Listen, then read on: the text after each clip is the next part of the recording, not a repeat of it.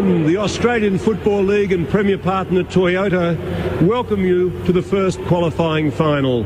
Would you now please join with the coaches, players and umpires as we stand for the Australian National Anthem.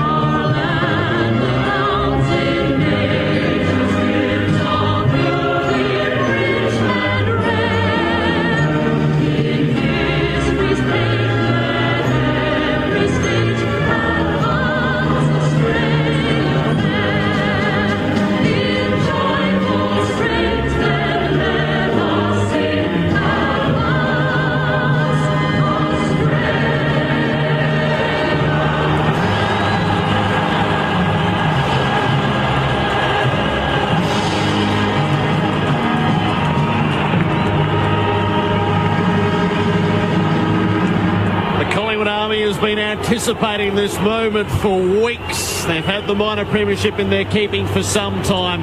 They're about to square off against the Western Bulldogs. Stan. Well, in reference to Rodney Eade, why I would expect it. Look, if you come out in a final and you come up with some different tactics, it's fraught with danger. But I might say that my experience is when you coach against certain coaches, there are things that happen. For example, against Mick Mollett, a magnificent coach, because he's got his players so well drilled that they do what they need to do each week in and out, so you know exactly what you've got. Let me tell you, when you coached against Rodney Eade, you came away with a massive migraine, because he had the ability, you would do all the research through the lead up and get how they play. His ability to be able to get his players to embrace and change something you hadn't seen before, and also then change what will happen in the course of the game, is an outstanding feature of him as a coach. He has that ability to get his players to be able to change the tempo. They can play one way and then change another way. So that's why I'm just looking at this. When everybody's written them off and saying they've got no good and you're looking at them, that's why deep down I've got to say Eade's got to have something. There'll be something Eade will want to produce to do, and he believes to win this game. My problem with that is, why hasn't he done it so far? And because he probably doesn't believe his back's been to the wall as much as he is now. Yes, right now. This is his last chance. And you're probably getting to finals time where, you know, you don't want to do it in the second or third last round of the season. Stan, the thing that worries me is 120 or 30 changes a game. It's very difficult to make an influence by coaches on Saturday afternoon. Well, that's where I disagree, because I think that sometimes you actually game plan of how you're going to play. If it's different to what the other side does, you can throw them out, and he is good at that, but it has minimal impact. But I might also say this, Mark, sometimes if you do that, you convince the players that they can win where deep down they may not have felt they have. Yeah, and that can actually happen, and so that could be the mark of what his message is selling. Let's hope he does. And your rotations can become a real crucial tactic, because blokes have come off the bench and found themselves 40 metres in the clear, get a ball and get it onto the forward line. If you time your interchange as well. We saw that last night. It's dry for the time being. Adam White put the penetrometer and he declared it a dead 4. I reckon a dead 4, Jared. I spent some time on the ground. It's slippery, but it's quite firm underfoot, so it's like a heavy dew. So I don't think it'll have a major impact on the game. Western Bulldogs, they've been playing tricks all week through the media. Don't worry about Ryan Griffin. He's right to go, as is Tom Williams, as is Brian Lake, as is Brad Johnson. No problems with those 4 throughout the course of the week. First qualifying final, Collingwood and the Bulldogs on Grandstand AFL. Drew Morphett. Jolly wins the hit out in the middle. It comes down to Swan, the Brownlow favourite. Little kick goes nowhere, and it's now gathered by Griffin for the Dogs, who kicks him towards half forward. 2 against 2. Both pies go to ground. The whistle's gone, and it is going to be a Collingwood free kick. Advantage quickly taken by Thomas, who's passed up the ground, taken by Jolly. Hand pass to a man under pressure. They'll turn it over if they keep doing that. In there is Griffin for the Dogs, who gathers on the Great Southern Stand wing. Hands the ball to a teammate. Now Rob Murphy has it. He's taken the ground, and he'll get a free kick for the illegal tackle. Murphy with the free. Pokes a little short one to Griffin, who was in some sort of doubt but has been prominent in the first minute. Griffin breaks away from the wing, kicks up towards the 50, close to the boundary line. Hall underneath the ball. It clears the pack and bounces out of play. Half forward, and in the first quarter, Collingwood going to the City end after Maxwell won the toss. Whitey. The theme from the Bulldogs is to hit Collingwood hard early. That's been their focus throughout the course of the week. Hudson won the tap. It came underfoot. Cross got caught with it. No chance to pull it out of there. Just a little observation. Brad Johnson picked up by Heath Shaw, but it's Brad Johnson who's doing the tagging. He's into him, bustling him, knocking him around and everything at this point of time and pushing him deep. Nathan Brown with Barry Hall. Tossed up. Maxwell, third man up. Spikes it outside the 50, but it landed with Murphy. Swung round in the tackle. Got it off to Harbrow. Kicked the ball forward.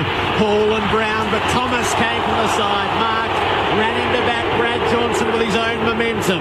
No further adjudication required. Across the face of goal for Shaw. Kicks it out to half-back. Good little pick-off by Gilby. The Dogs to come back in. Through cross to Gian Siracusa. Chips it up 50 away from goal. Marking it is Allison. It's too far out to threaten to score. Addison is going to land at 30 out from goal and see if Griffin can mark. He gets an unimpeded run in the corridor to clunk the footing. Played a role already, Griffin, hasn't he? Enormous. He's had 3 or 4 possessions already. He's taken a mark there that was real pressure. Players coming from everywhere. He was well protected by his teammate. Jolly just stood still 5 yards away and didn't go. Ryan Griffin to give the Bulldogs a neat little start. From 35, he stabs right and misses that opportunity. Behind to open the scoring, Adam White. Fascinated down here at ground level. Jared Pendlebury and Didak both starting on the bench for the Magpies. Usually it's one of the stars, not two. Shaw kicks into Reid, who kicks across the ground. Tough for Tooby. He's met, and the ball now up for grabs on the 50. Forward 50 for the Dogs. Ripped out of there by Harbrow. Little left foot kick centering for Gian Siracusa. He gets the spoil put on him by Swan. The ball goes to ground and they pack on top of it, and the umpire is going to ping someone for holding the ball, and it's going to be a Collingwood free kick, and the last man up is Picken, deemed to have not worked the ball on. Taken by Ben Johnson for the Pies. A beautiful kick. Marked by Ball close to the ground. Hand pass to Reid. He kicks long to half forward. Open forward line for the Pies. Beautifully done there, and the little bloke Blair has taken the ground in a tackle after he got the little hand pass from Dawes, and the umpire is going to come in and is going to not ball it up but throw it up just inside the 50. Clean possession, Hudson and the bearded one. Hand passes out towards the boundary line, and they'll help to rush it over, and we'll have a throw in. We've had one behind, that to the Dogs. Collingwood yet to score. Nearly 4 minutes play. Mitch Hahn playing defence has picked up Lee Brown.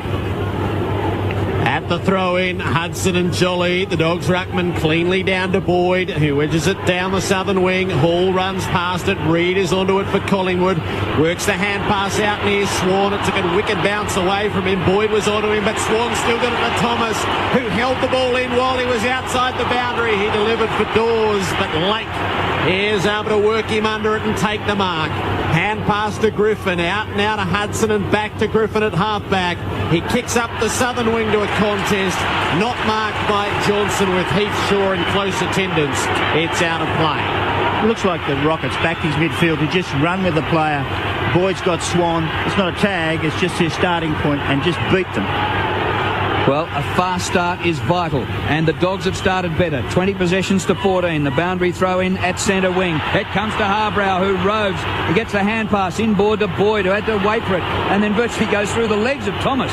Gets the ball out, and the Dogs have it again. Johnson pokes a little one down the line, and Grant takes the mark 60 metres from goal, close to the boundary line. Fresh from 6 goals last week. Jared Grant. Personal best. 6 straight. And he kicks the ball back to get it back behind the defence, because the Pies have all got back in the defensive 50. And Griffin, who started well, has it again. He's going to go further back. So 2 kicks have taken the ball backwards 80 metres, I reckon. Across the ground comes Lake to Murphy. Now he advances the ball back to the centre circles. Hargrave, hand pass to Lake, coming up from full back. Lake, a long kick inside the 50. No mark. And Shaw is there, who's played some terrific games against the Bulldogs. And when they played in round one, he had nearly 40 touches. That's why he's a priority for Rodney Eade, and Johnson's gone to him. Dogs are behind. Collingwood yet to score. Jolly and Hudson form up. 60 from the Bulldog goal. Hudson tried to swipe it to the back. It didn't reach there. Ball gets in on top of it. He's held up with it. And the umpire in to bounce or to toss it up. Michael Vozzo, Matthew Nichols, Ray Chamberlain in yellow tonight. Up it goes. Thomas went to ground just away from the stoppage. Swan got it, kicked it up in the air. It went 15 or so metres and fell into the grasp of Lake for the Dogs. Hand passed it away to Boyd, who kicks it out on the full. Just hit the fat part of the footy. Couldn't screw it round the corner and watched it drift out over the boundary. Ryan Griffin, 7 touches in the first 6 minutes of the game. Free kick taken by Ben Johnson. He goes back to his skipper. Maxwell goes for a bounce. Unimpeded, gets towards the defensive 50, kicks over the wing, punch away by Murphy, knocked on by Shaw for the Pies, up just outside the 50. Davis grabs, gets the hand pass away to Blair. Blair, the short pass, is beautifully delivered, and the mark taken on a fast lead by Cloak, 35 metres from goal. Well, Jarrett Blair's worked there in the middle of the ground where he actually went up at the start. He's 5'10" or 180 centimetres or something like that. Not tall, but he stood there and brought the ball to the ground. As a small man in a contest, you need to do that. When it's your turn, you go. And that's what the Pies are set up for. Long kick into the forward line. Set this up. Multiple interchanges while Cloak is lining up for goal, and Griffin, who's made a fantastic start, he goes to the bench for a rest. Pendlebury comes on for the Pies. Now we're right behind this kick for Travis Cloak. He's kicked poorly this year. He'll kick from 40 metres, and he's given it a bit of a hook and has missed another set shot. That is 32-34 for the season, and their inaccuracy has been well documented. If they continue to be inaccurate, they can give the opposition a chance. It's the Dogs are behind, the Pies are behind. Gilbey runs into the back pocket on the play on. Kicks as far as he can. Needs Williams to make the spoil. Put it down to Cross. Hand pass to Lake. It worked okay. Tumbling ball around the southern wing. O'Brien up to hit it for the Pies and force the interception. Through Maxwell. Onto McCaffer. Into the midfield for Beams. It's open ahead. Davis is going to run at it. Murphy makes the spoil. Davis on the crumb. Murphy stays with him. Hahn gets in there. Cloak assists for the Pies. Hand pass out the side bottom. Kick the full forward for Dawes. Spoil comes over the top from Lake. Punches it out of play. Some really good, tough, aggressive play. Basic football. Attack the footy, caught behind. Strong, aggressive spoiling. Pies have made a bit of a comeback in the last minute or two. Boundary throw-in has knocked straight back out of bounds for another throw-in. In the forward pocket for Collingwood.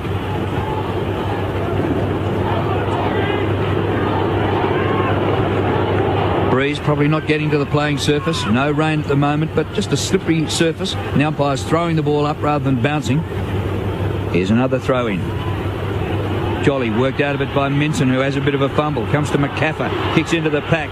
A hurried ball there by Steele Sidebottom, but out of defence by Cross for the Dogs towards the boundary line. First there is Lee Brown. Gets the hand pass away to Ben Johnson. Boundary line 50. Jono's kick for goal is a phenomenal shot. He's kicked it from the bleachers, but he's kicked it behind. It didn't miss by much. The Collingwood Social Club, they are up and about, are behind. So it's 2 behinds Collingwood, 1 behind the Dogs. They cheer for anything. Oh, they're over-aroused, all right. Hargrave kicks into Gilbey, long out of the defensive area. Williams across the front, should have held the mark. Wins it at ground level, though. Works the hand pass around with Callan and Johnson and on to Boyd, and further forward it comes. Callan's going to put them up to the 50. Mark is taken by Hall. He'll turn around, set it deep forward. He's taken the shot from a long way out. He hangs it out to the right and misses.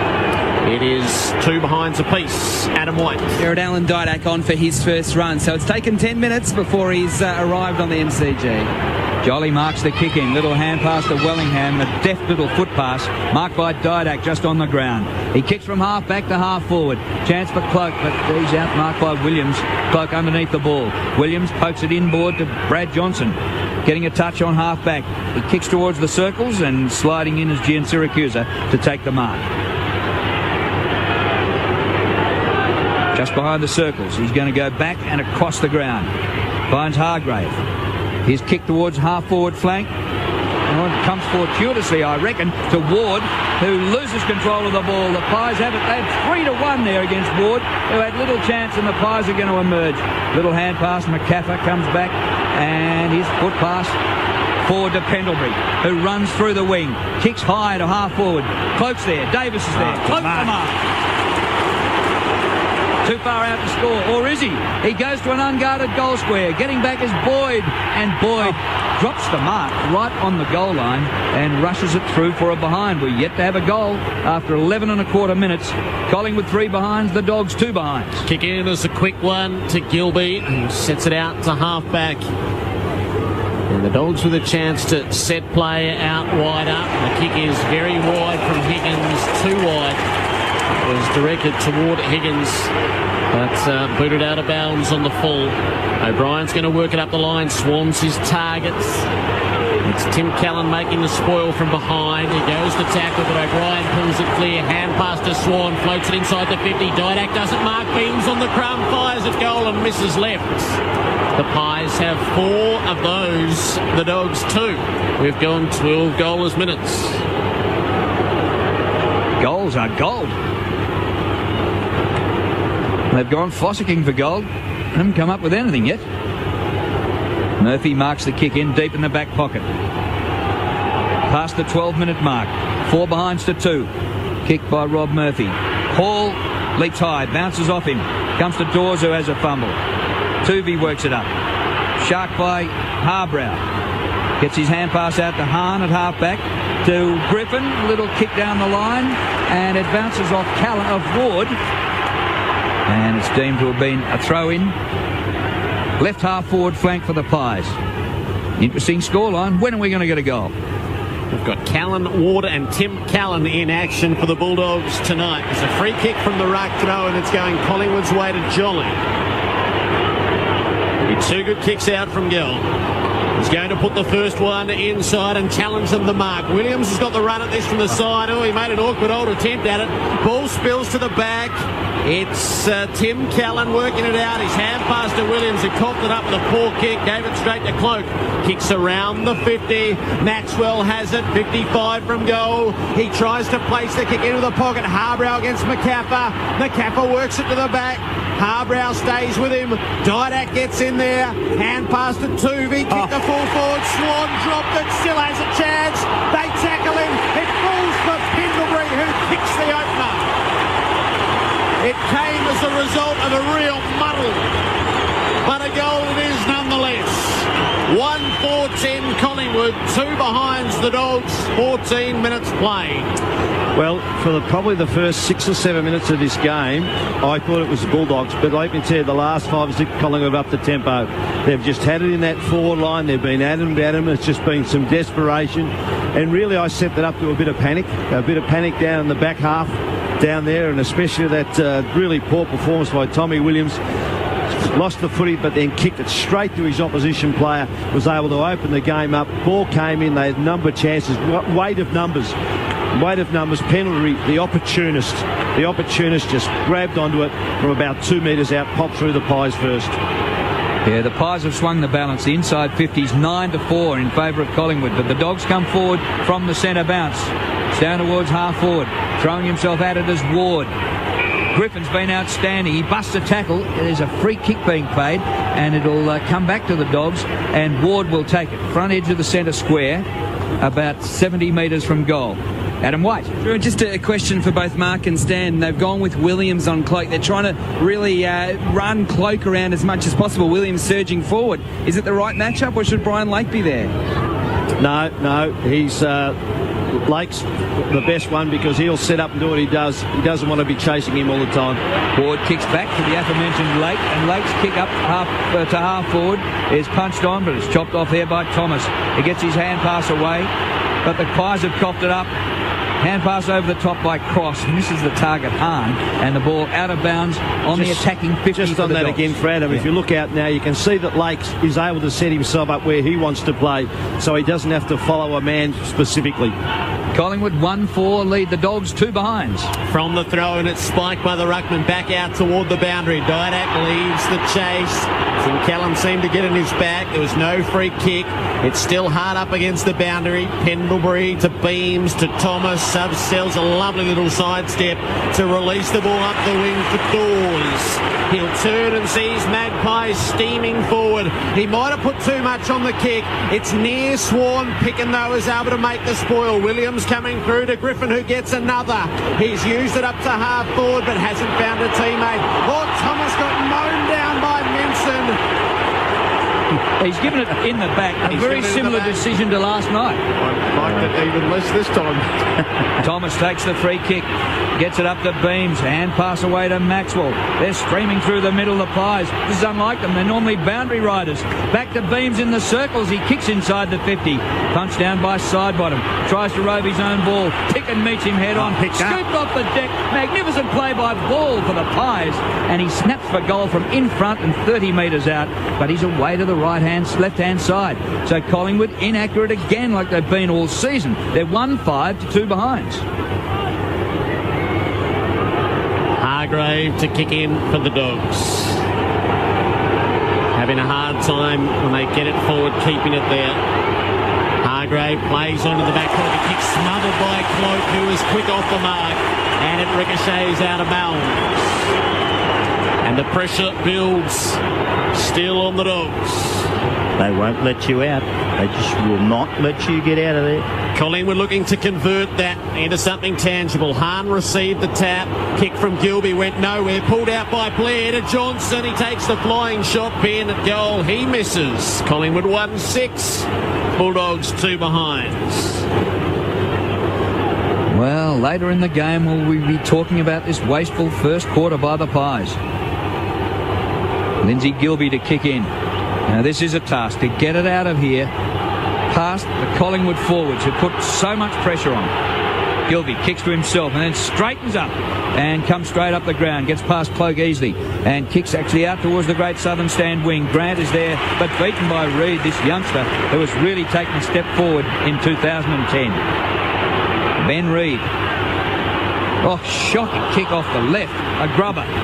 Taken by Picken.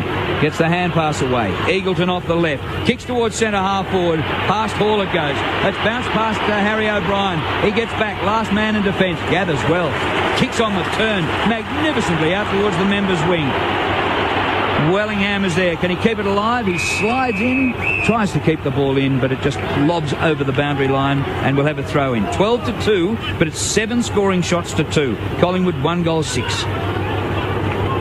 At the interchange, Yates says the throw-in. Comes down to the front of the pack. Eagleton is onto it for the Bulldogs. Takes his time to put it on the left boot. Kicks for Higgins and O'Brien. Higgins works it to the back. He's onto it. He gets his kick away quickly. It floats up to full forward. Johnson against Shaw. Shaw beats the Bulldogs. Skipper stone cold. Kicks it out to Tooby. Back to Shaw on the follow-up. Oh, and he kicks the torpedo out into the 7th row. Mine. My God. That was unbelievable. It's a Dogs free kick. Liam Picken right in front of Whitey. Picken looking to put the Dogs to full forward. He's kicking it to a pack. Minson sets himself. So too Maxwell. Maxwell with the fist. It's out of play. Collingwood by 10 points. Thought you were going to get a stat there, Whitey. Use a friendly bounce off the seats. I thought it was a real chance for at least a handball. Throw in the forward pocket for the Dogs. Still looking for their first goal. Minson in ruck.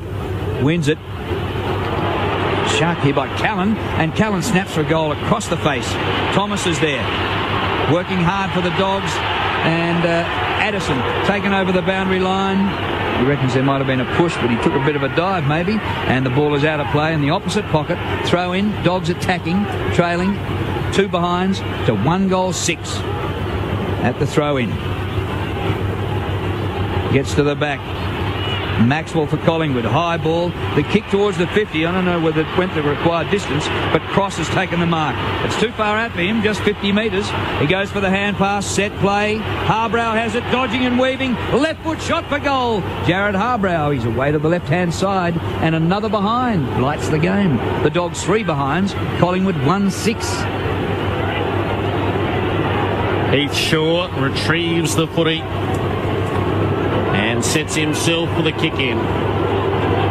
Zone is pretty well set. Shaw, as he loves to do, plays onto himself, out in the pocket. Maxwell cleans up Brad Johnson. The kick is pretty ordinary again from Shaw. Taken by Lake. He's 50 out against the boundary. Kicks in the Hall direction. He's going to have the field to beat and Reid back strongly into the pack to claim the mark. And he'll spread the pies looking for Jolly. Not a great kick. Minson makes the spoil. Falls to the front. Kick in the Hall direction. He has it. Hall snaps at goal. It's too severe on the hook. It is a behind. The Bulldogs have 4. Collingwood 1 goal 6. It's an 8-point margin. Well, it's incredible. 1 goal in the game, and that was kicked from the goal square by Pendlebury. Thomas out of defence. A contest here between Lee Brown and Lake. The go to ground. McCaffer gets it beautifully. Back to Swan. Underground kick. Ball taken by Blair. He kicks over the wing to Cloak. Cloak puts the hand pass in front of Wellingham. Bit too far in front of him. The gap closed down by the Dogs. Contest. Picking there with Hudson. Spills to Murphy. His hand pass not good. Bunted inboard by Big Will. Pendlebury gets it. Hand pass to Cloak. Little hand pass to Davis. 30 out from goal. To Luke Ball, who kicks for goal. Still in the field of play. Didn't make the distance from about 30.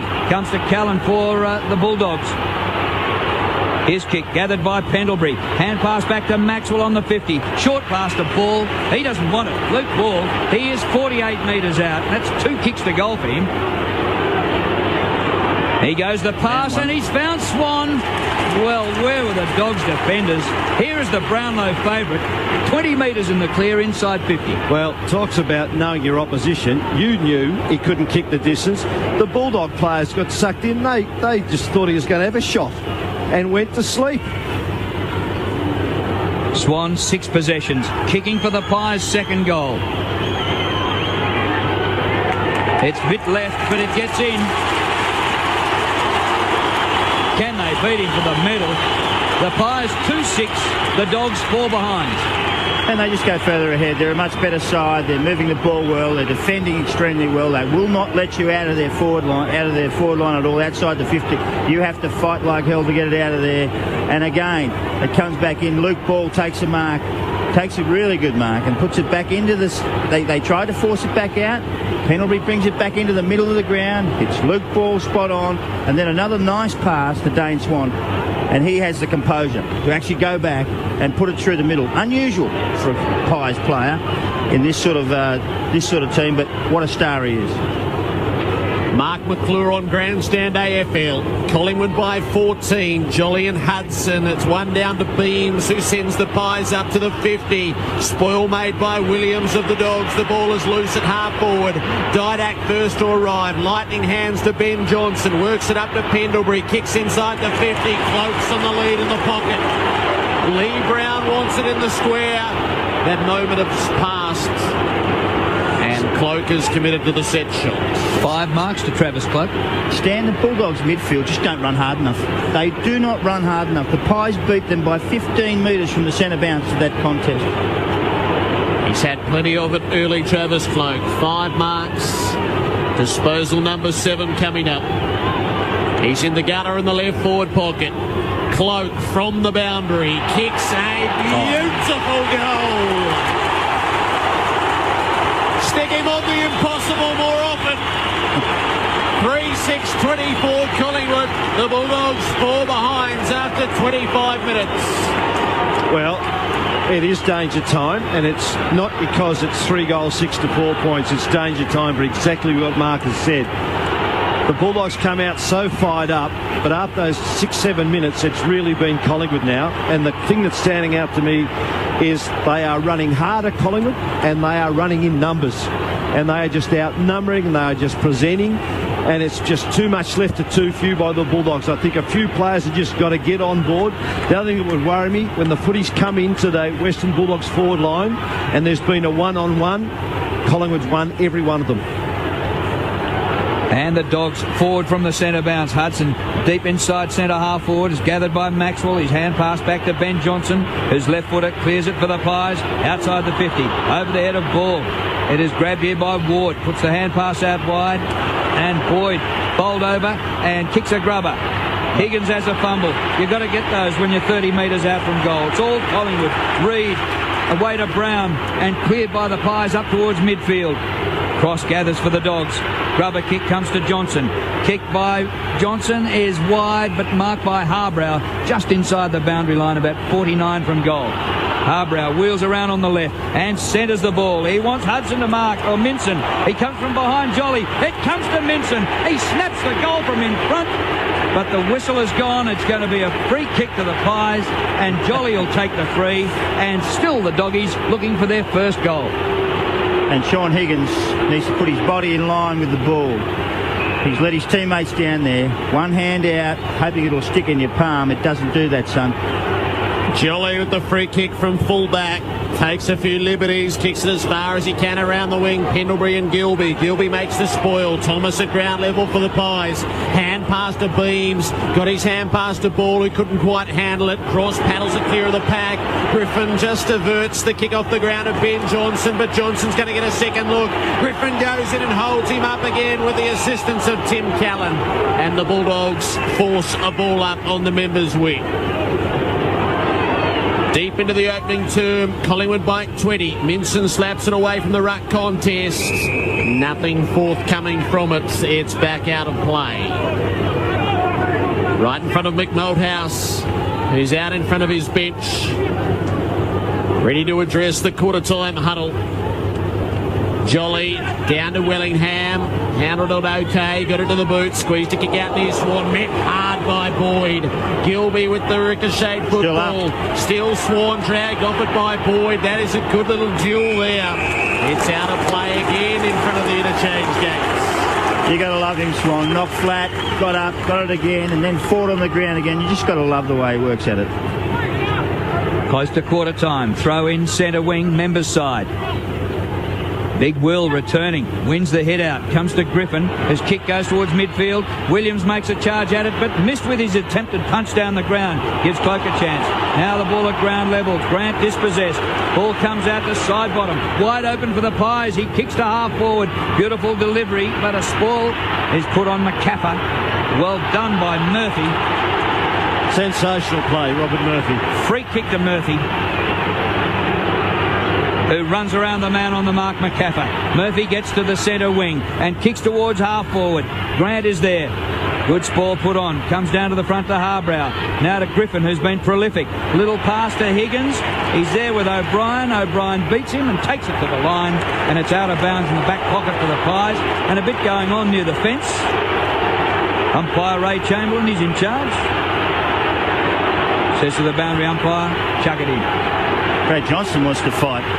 Last chance for the Dogs in the term. Boyd takes it out of the ruck, fires a hand pass to Grant, and he snaps it behind. Their last chance goes without the goal they needed. Right on the quarter-time siren. Jared Grant couldn't convert the handy work of Matthew Boyd. And it's Collingwood by 19 points at the first break. 3-6-24 to the Bulldogs, 5 behinds, and it still takes these players just a little while to separate themselves as they come out of the Bulldogs forward line. Goal kickers for Collingwood, Pendlebury, Cloak and Swan, and none for the Dogs. Adam White. It's just interesting, you mentioned that Mick Malthouse came down to the bench with about 3 or 4 minutes to go. That's not abnormal, but what was very interesting was that Rodney Eade, he was also down certainly before the siren came, spent quite some time talking to Callan Ward. It was quite heated. He then had a chat to Hudson, and now guess what, Rodney Eade's having a go at Brian Lake. Surprise, surprise. So it means a lot for Rodney Eade as much as it does for Mick Malthouse. It's Collingwood by 19 points. This is Grandstand AFL on ABC Local Radio, News Radio and Digital Radio. In April 2008, John Fain and his son Jack closed the door on their Melbourne home, leaving jobs, studies, family and friends, and went overland to London in their trusty four-wheel drive. This intelligent and funny book recalling the countries they visited, people they met and trouble they got into is also the story of a tender father-son relationship. From Here to There by 774's John Fain is available now from ABC shops, centres, good bookshops and online. Grandstand AFL. Still has a chance. They tackle it. It falls from Pendlebury, who kicks the opener. He goes the pass and he's found Swan. Well, where were the Dogs defenders? Here is the Brownlow favourite. 20 metres in the clear inside 50. Swan, 6 possessions. Kicking for the Pies' second goal. It's bit left, but it gets in. Didak first or Rhyme. Lightning hands to Ben Johnson. Works it up to Pendlebury. Kicks inside the 50. Close on the lead in the pocket. Disposal number 7 coming up. He's in the gunner in the left forward pocket. Cloak from the boundary. Kicks a beautiful goal. Stick him on the impossible more often. Grandstand AFL on ABC Local Radio. It's Collingwood by 19 points over the Western Bulldogs. Scores in other codes. The NRL tonight. The New Zealand Warriors 26 beat the Parramatta Eels 12. North Queensland 4 leading Sydney 0 early days in their encounter. And in the A-League, Melbourne Heart win their first game in that competition with a 1-0 victory over the North Queensland Fury. Stan Elves, Mark McClure. Well, I thought that early in this game, led by Ryan Griffith, who was up and about, fantastic. Western Bulldogs looked really, really good, and they really were just only held out by some very, very good Collingwood defence, and also the fact that they were pushing numbers back. But I would suggest that around about the 10-minute mark, Collingwood started to settle. They started to get control of the game, and probably one of the biggest problems is that the sort of feeling around the ground was, oh no, because they were just peppering the goals, but they couldn't score, and they were just their inaccuracy was a worry from that point of view. But I thought the real keys to this, with the pivotal thing, is that they've kicked 3-6 to 0-5, but it was the fact that they were running harder. They were running harder, especially their midfield running both ways, and also numbers at the ball, which meant they were pushing it. They also had an effective forward, a really good one in Cloak. Cloak just pushing up the ground, providing a target, whereas at the other end of the ground, Western Bulldog forwards were very, very disappointing, and especially for me, a number of times where it was just one-on-one, and they were easily beaten, easily brushed aside. I thought that especially Higgins and also and Johnson. Johnson seems to be more intent in trying to fight with everybody. It's not the way that I think he should play. Overall, Collingwood much more positive in the play, finished the quarter in control. I think one of the keys is better use of the ball. Collingwood had 61 kicks that quarter to Western Bulldogs 56, but their effectiveness of use of the ball was 64%.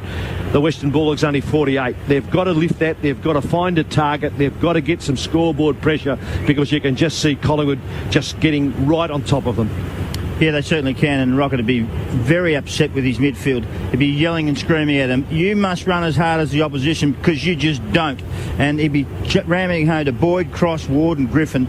And Griffin's been okay, but you've still got to work back as well and work hard with the opposition. And he'd be saying, take them on. We've got to have some run, carry, bounce, and really get together and work as a team, because they're too stagnant in the way they go about their business. The Pies attack them and the ball... Mick Moldhouse will be saying, attack them, Shaw, Reid, steady with your disposals, because a couple of times they try to kick Torps, one across the ground, they're really killing us in those areas, and keep them inside our 50. Just keep them in there. Do not let them out until we score. Jared Cameron's on the stats for us tonight on Grandstand. Jared. At quarter time, Collingwood 103 disposals to Western Bulldogs 96, but clearances have gone to the Western Bulldogs 11-6, and they've been able to go inside 13 times, the same amount of times as Collingwood. But as Dan said, the efficiency of Collingwood, they've been able to kick 3 goals from those entries, whereas Western Bulldogs haven't been able to kick any goals. Individually, Thomas and Maxwell 8 disposals, Swan, Cloak, Johnson, Reid and Beams all 7, and for Western Bulldogs, Ryan Griffin 12 disposals, but at 17% efficiency, he's only hit the target out of 1 out of his 9 kicks. Other major ball winners for Western Bulldogs, Lake, Ward, Gilby and Harbrow, all 7. So Griffin's only hit his target 1 out of his 9 kicks. Wow. Gosh. Well, the Pies started at $1.27. Now at quarter time, they're $1.08.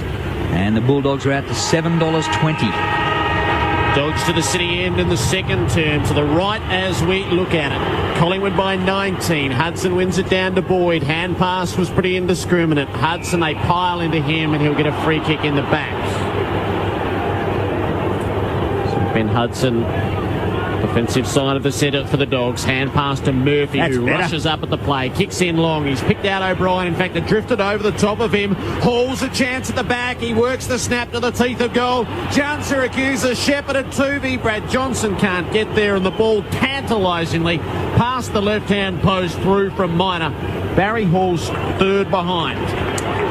And the Pies bring it in so much easier than the Bulldogs are allowed to, as Pendlebury takes the mark and kicks up towards centre wing to Dawes. Broadcast side, Dawes to half forward, beautiful. And Alan Didak marks 55 out, turns him inside out. Little hand pass out wide to Blair from wide out, and Blair shoots for goal. And he's away to the left and misses. Another miss for the Pies. They're 3-7. The Bulldogs 6 behind. Gee, Mitch Hahn's really struggling in his defensive role. He's unsure where to go. He just tails in behind, and he's not giving them any attack. Quite honestly, he's really a lost soul. I would suggest he's just got to get right next to his opponent. Don't worry about anything else. Just put him out of action and just work yourself into the contest. Gilby with nothing really to kick to. Gains a couple of metres, sends it as far as he can. Dawes and Williams set themselves. It's slapped at the back toward the boundary by Brad Johnson and ultimately over the line at the interchange gates. See, there's another classic case. Mitch Hahn was in a position to go for the footy. He was unsure what to do. He's looking around and no contest whatsoever. Callan Ward from the bench to attend this stoppage. Hudson tried to pull it clear. Hand passed out the back to Cross. Kicks up to half forward. It had no penetration about it. It just floated to that position on the ground. And in there to mark was Nathan Brown. He kicks long in the Didak direction. Rose didn't mark but does win the crumb. Out near Swan against the boundary. Back to Didak. Onto the left boot. Measures up the pass to Pendlebury. Off to Swan on the follow-up. Roosts it up to full forward, going back as Lakey dropped it, free kick advantage, Blair to Thomas to goal. In fact, to the fourth tier of the southern stand off the boot of Dale Thomas. Collingwood 4-7-31, running away from the Dogs, 6 behind. Well, you've got to love the work of Swan, Pendlebury and Didak, who just refuse to let the ball stand still. As soon as they get it, it's off to someone else. And they run into the vision of the opposition. They just, not the opposition, of their own teammates. And you know what it is? There's no thought about, am I going to give it? They just give. And they have the opposition in 6s and 7s. And they play on at all times. That wasn't the greatest kick into the forward line. That was just a kick that was quick. It floated through the air and it caused a free kick up in that area. All of a sudden, Dale Thomas run onto it. But those guys, Pendlebury, Didak and Swan, sensational. Thrown up in the middle. Jolly gets a hand first to the ball. It comes down to Wellingham, who hand passes over his head back to Jolly in the middle of the ground. He kicks inside the 50, a clash of bodies, and two doggies have gone down. In the meantime, it's the two key defenders. Rob Murphy clears for the Dogs. The mark taken by Cross. Lake and forward Williams. of the wing. Well, they've come in under strength, and if they lose two here, it is a disaster. And the kick towards half forward, knocked away out of bounds by Harry O'Brien, and it's 4-7-6 behinds, and it might be getting worse. Whitey. This is absolute very, very big news for the Bulldogs, because Brian Lake has hurt his wrist, I reckon, or his arm. He doesn't want to come off, but he's really, really sore. Tom Williams landed on his hip, but Lake is coming off. He spun up in midair, completely out of control, did Lake. Pendlebury from the stoppage kicked it beyond halfway, but Dawes was hanging on to Hahn. Dawes throws the footy away. Oh, big blokes do have their moments, don't they? That was just dumb. And Hahn will get marched up almost within range. The mark will be set 49 metres from goal. Mitch Hahn may as well try his luck here. The slightest of angles. Still, they look for their first, the Dogs. Hahn lays into it. He's got it right to the line, and it cleared the pack. At last, a major for the Dogs to Mitch Hahn by virtue of a 50-metre penalty. 1-6-12 to Collingwood 4-7-31. 5 minutes into the second, Adam White. Yeah, look there. I reckon it's shoulder, or it's arm or shoulder. It's on the right side. The doctors have both been to Lake. He seems to think he's okay. He's just going to walk the boundary now with the doctor. I reckon he's okay, but certainly some anxious moments. Also with Williams landing very heavily on that hip. But we know that Lake's coming with injuries, but this one is certainly a new one. And the best thing for that Collingwood defender is that he's probably got 25 minutes before he's got a front Mick Malthouse. Because that just destroys you. Got it side wrapped up and you give a gift. Hudson juggles in the middle at the centre bounce. Taken away by Pendlebury for the Pies. Well done, Swan. Little hand pass to Blair. Blair's kick is good. Brown, Leroy marks. 35 out, virtually in front. And there you go, see, exposed now with height down the back half. Well, that was just too easy. Brown, his nearest opponent there was Tim Callan. Brown had half a foot on him. Lee Brown at his third club. What a revelation he's been for the Pies. He kicks for goal at the punt road end, and he's missed to the right-hand side. Whitey.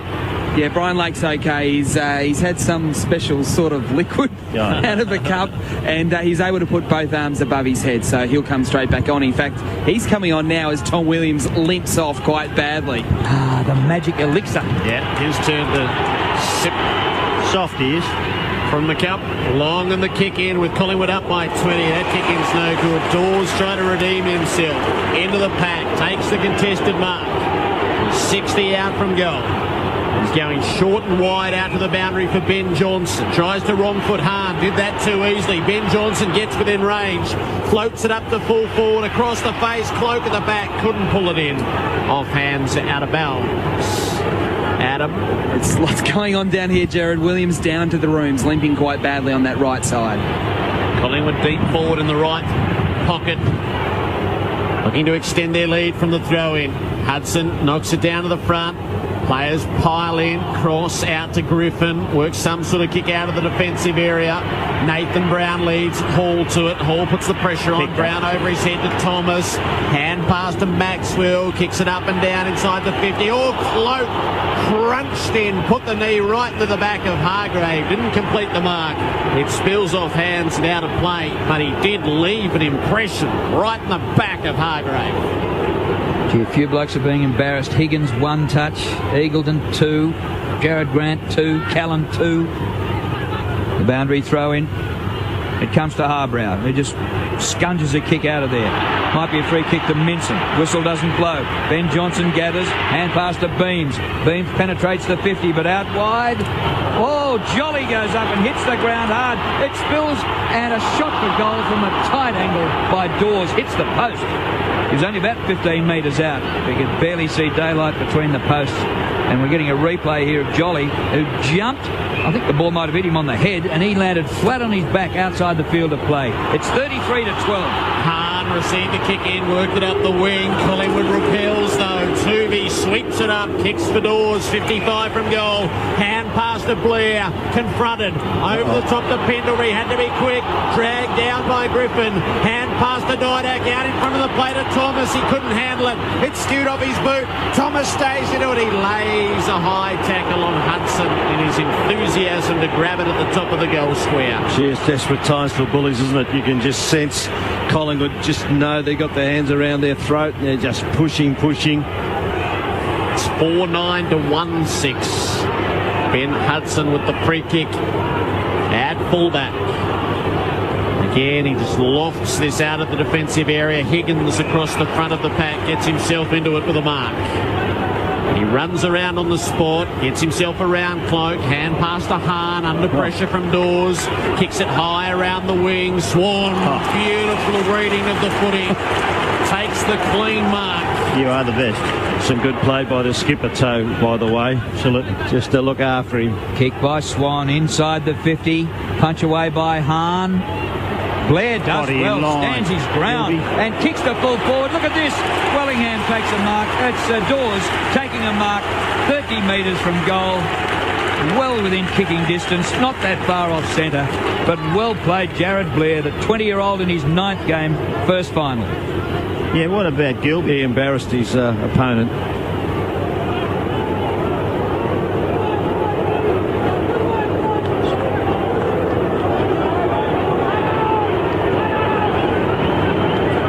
Forget the constructive criticism. Well, here's Dogged it. big Chris Dawes. Goes for goal. Further nail in the Dogs' coffin. The Pies are 5-9-39 to the Dogs 1-6-12. Well, you can't afford to do that, Lindsay. Lindsay Gilby's been a very good player in this competition, but he actually just moved off the line there and allowed the Collingwood player just go straight through and embarrass him and his teammates and everyone else. And the other one I looked at is I saw Tommy Williams and Brian Lake go down. They didn't get knocked out. They didn't hurt their legs, but they laid there. Tommy Williams got up and Brian Lake still laid there. He hurt his hand. He's back on the ground now. That sends a terrible message to your teammates. I mean, you may think I'm hard, but that is actually what is terrible about this side at the moment. They're just not hard enough, not tough enough, and not hard on each other. Inside 50s in the second term. Collingwood 9, Bulldogs 2. Ball to be won in the middle. Pickin, he does go in and get the hard ball. Didn't do a lot with it though. Wellingham gets caught with it for the Pies and is penalised towing the ball. Dogs free kick in the centre of the ground. Cross is called to play on. Apparently he stepped off his line.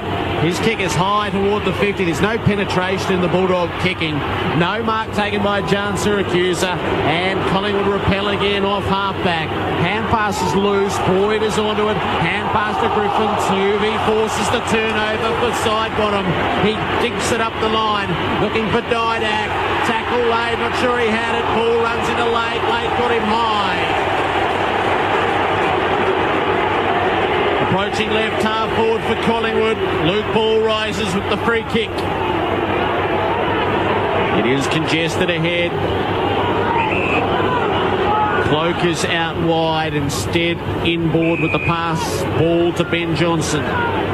He'll put it out in the Cloak direction. Sits up against the boundary. Spoil made by Minson. Didak slaps it back into the field of play. It was a good idea. It didn't quite come off. Boyd works it out to Cross. Kicks up the wing. Maxwell propels himself to the footy. Pushes it out boundary side. Brad Johnson gathers. Can't do anything with it. Swan sees him out of play. Collingwood by 27. See, Brad Johnson's getting closer and closer to the end in a big hurry. The boundary throw in. Members side of the ground. Big Will wins the hit out. It comes down to the Dogs. And this is Ward, who kicks down the line, but kicks it over the boundary line. 3. Oh, come off it, umpire. Was it smothered? He had nowhere else to kick. That's ridiculous, Ray Chamberlain. So the free taken by Swan. He bounces the ball to Pendlebury, who hand passes backwards about 20 metres.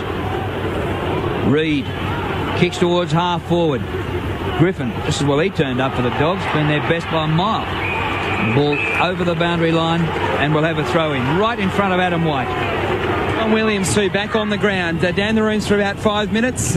Miracle performed and back on and running well. Here's the boundary throw in. Jolly against Minson. Comes Collingwood's way. Hurried kick by Swan. Wellingham charges at it, runs out of room and takes it out at half forward flank. Collingwood 5-9-39 to the Dogs 1-6-12. Collingwood with 1 foot into a preliminary final in a fortnight's time. Just got to hang in, the Dogs. Just got to hang in. Thrown in. Jolly wins the tap. Kicked out of midair by Boyd. Didn't go anywhere. Jolly goes, flies into the pack, knocks it forward. Didak seemed to be impeded away from it. Pendlebury toes to his own advantage. There's a whistle. It's coming back. Pendlebury's kicked it to full forward, but it will come back here against Pickin to Wellingham outside the 50.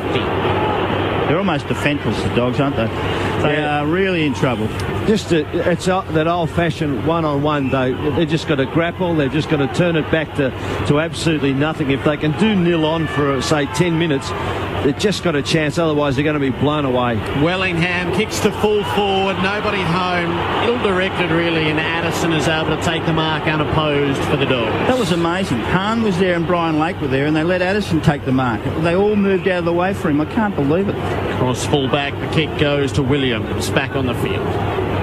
And the kick over half-back flank, running out of room, and it bounces end on end, out of play, beating Picken, and a throw-in. I just got a worry here. A lot of Bulldogs have no appetite for the contest. They don't want to call for it. They don't want to leave. It's just leaving it to too few. At the throw-in, Hudson gets a hand to it, but palms it straight to his opponent, Jolly. Little hand pass to Swan. He's kicked towards the 50. It's wide and bounces out of bounds, and a throw-in near the forward 50 for the Pies. Adam White. And I've seen this before from Bulldogs in finals from ground level, just almost looking awestruck. Their body language is not positive. I've seen it before, though. From the boundary throw-in, it comes again to Collingwood. Beams has a flying hack for goal. It's away to the right-hand side and bounces through for a behind, his second behind of the night. And if they'd been straight, it would have been all over now. Collingwood 5-10, lead the Dogs 1-6. 15 scoring shots to 7. Murphy marks the kick in, spreads it out to Hargrave. They are having a devil of a time getting through half-back. Across the face of Gell with the kick for Hahn, who does hit it running, delivers for Addison. Oh, he waited for it, and Thomas picked his pocket. He breaks through the 50. Daisy from the boundary. Oh, Didak was on in the square. The kick was low and zooming, but Hargrave got a fingertip in there, and he concedes the rush behind. It's the Pies by 29. Thomas, spectacular. Boyd has the kick in near the boundary line. He kicks to centre wing. It's just like a wall. They can't get over it or through it. And Reid takes the mark. Down the line he goes to Wellingham, who juggles. Gets it on the rebound. Hand pass into the skipper. Hand pass to Davis. Has hardly seen it. Leon for goal. And has scored. Just at the last split second. They're on the line, and the ball has been rushed through for a behind by Addison. And it's 5-12, 42 to 1-6-12. The inside 50 count now, 14-2 in the second quarter. The Dogs are just operating under a stay of execution here. Gilby fumbled as he went to play on. He works the kick out to half-back. Williams flies pretty indiscriminately, kicked off the ground by Boyd. It reaches the wing. Oh, Tian Syracuse got bumped off embarrassingly by Tooby, who wins the ball, gives it to Maxwell, back to Tooby, kicks up to half-forward. Ball marks, Tooby goes again, receives the hand pass. Well done. Feeds it on at half-forward. Further it comes from Beams to Cloak to the square. Thomas rises, Davis down. They can't gather it between them. It's over the line and through for a behind. But Tooby's effort against Jan Syracuse's effort, that is the definition of the night. It's 43 plays 12. Well, Scott Pendlebury spent about the first 10 minutes on the bench. He's up to 15 possessions. Dogs go straight up the centre of the ground. It's chopped off by Shaw. Doesn't have to do that much. It's hardly been down near him. Cloak gets a hand pass out to Reid, the defender, who kicks to full forward. Brown is there, and Lee Brown marks. Forward pocket, about 15 metres from goal. Well, you all already have to ask the question, can the Dogs fight their way back to play a semi-final next week, Saturday night at the MCG against either Sydney or Carlton? They are rock bottom at the moment, the Dogs. Brown, tight angle, but only 20 out. Steers it through for a goal. His first for the night. And you fancy there's plenty more to come for the Pies. They're 6-13 to 1-6. Well, Collingwood, they've got to be thrilling their fans. I know that 13 behind's on the scoreboard, but the way they're going about the game and so much in this... Look, we talk about finals football, and one of the things that stands out in finals football, you can get away and home and away by racking up soft position and kick round the back. But let me tell you, in the big ones, it comes down to running straight. Running straight, beating your opposition one-on-one, and right at this point of time, Collingwood have been absolutely magnificent in. There'll be, there are going to be some Bulldogs players Good thing about they got a half a game and a bit more to resurrect themselves, because there's a couple of question marks over them. Contested possessions, Collingwood 74 to 54. Swan wins another one from the middle of the ground. Hahn had a windy wolf at it as he tried to make the spoil. Ward got caught with it. Ball shovels it forward. Cut off this time by Murphy, and they set upon him. Griffin, though, receives the hand pass up to Jan Syracusa. Works it back to Griffin, running it half forward. Kicks well beyond all those who are leading up. It needs to bounce through. It won't, because O'Brien gets back on the coverage, concedes the score and brings them out immediately to Ben Johnson. Ward in trouble, Whitey? Yeah, he is. I think someone stood on his hand. He's in real pain coming from the field. Doesn't look good at all.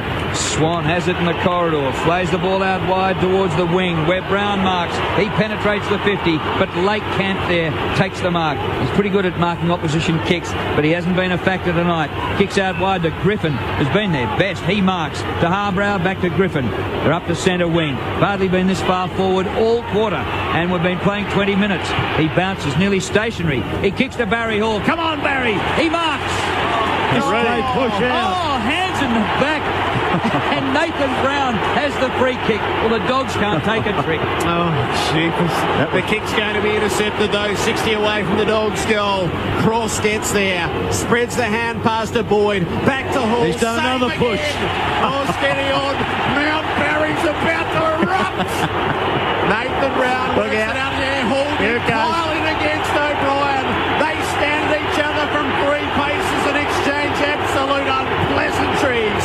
Ball goes out to the wing where the Bulldogs win it back. Cross has it. 2 decent kicks out from goal. Kick it to Baz again just to see what happens. Please. They've lost it though. They'll get it back. Harns onto it. He does kick into the pocket. Tuvey beats Higgins to it. Didn't take it cleanly. Pickin to Higgins. Snaps at goal. Got one. Sean Higgins gets the Bulldogs second. They trail by too many. They're 30 down at the 21.5-minute mark. 2-7-19. Collingwood 6-13-49. The emergency umpire's the most optimistic man in the stadium. Thinks he can go and calm Baz down.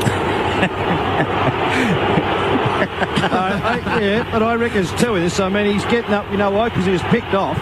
He was picked off by O'Brien. Now, let's be fair.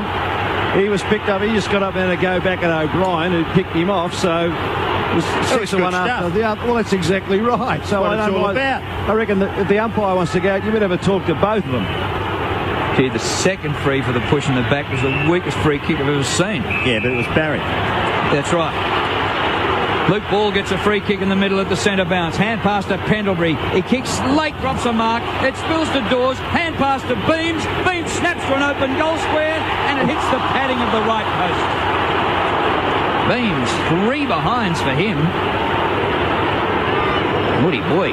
He's kicked 25-31 for the season. 6-14 to 2-7. Murphy on the kick-in was a good one to Jan Syracusa. Does a 360. Hand pass to Lake. Ran into Didac. Spreads it across half-back for Addison.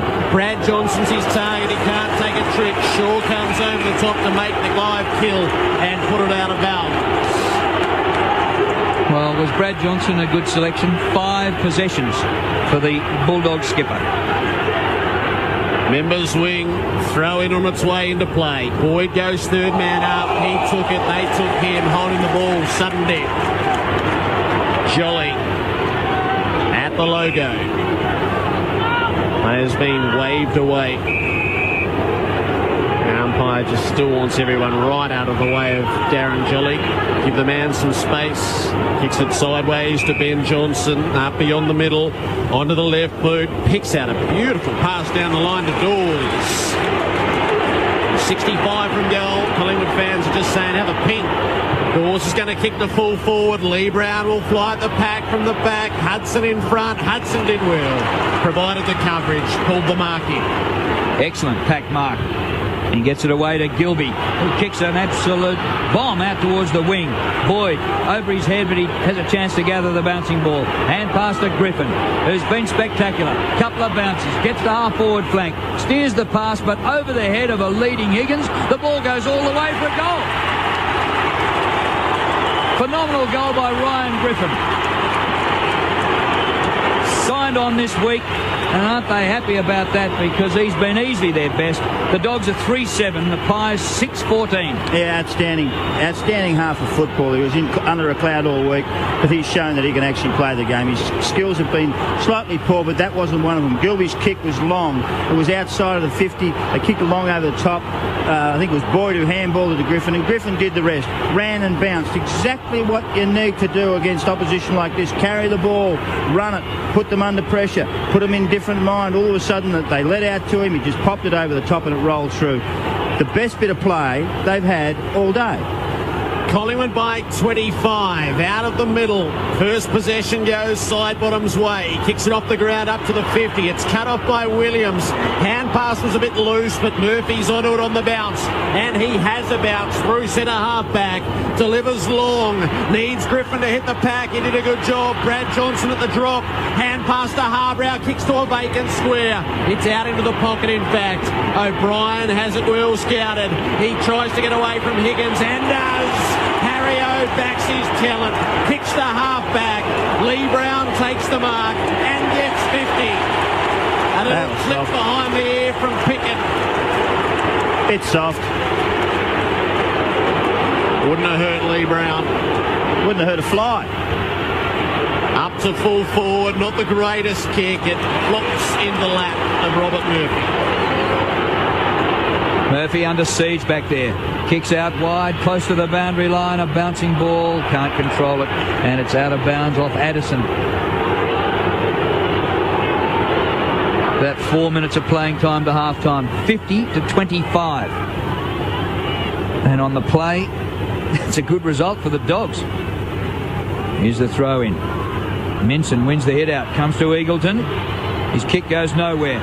Side bottom gathers for the Pies, sweeps a hand pass wide to Pendlebury. It was a phenomenal player, one way, then the other, off the right boot towards full forward, cloaked one hand, tries to take the mark of the second grab, but it comes down to Williams, hand pass to Murphy, and the Dogs burst out of defence. Kicked by Murphy, chance for Lake. Well, Brown worked him off the ball.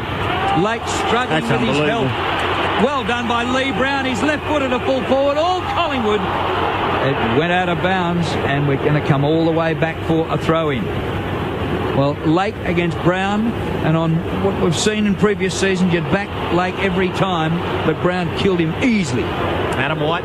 Jared, it's the elbow, the right elbow of Callan Ward that's been strapped up. The doctor's working on him. He could come back. Minson the tap. Tooby had a chance at it. Boyd stole it away from him. Harbrow off the ground. Out to half back. Maxwell's onto it for Collingwood. Straight back to the hot spot. And perfectly onto the chest of Steele side bottom. Might have been a bit of tin rather than steel in that kick.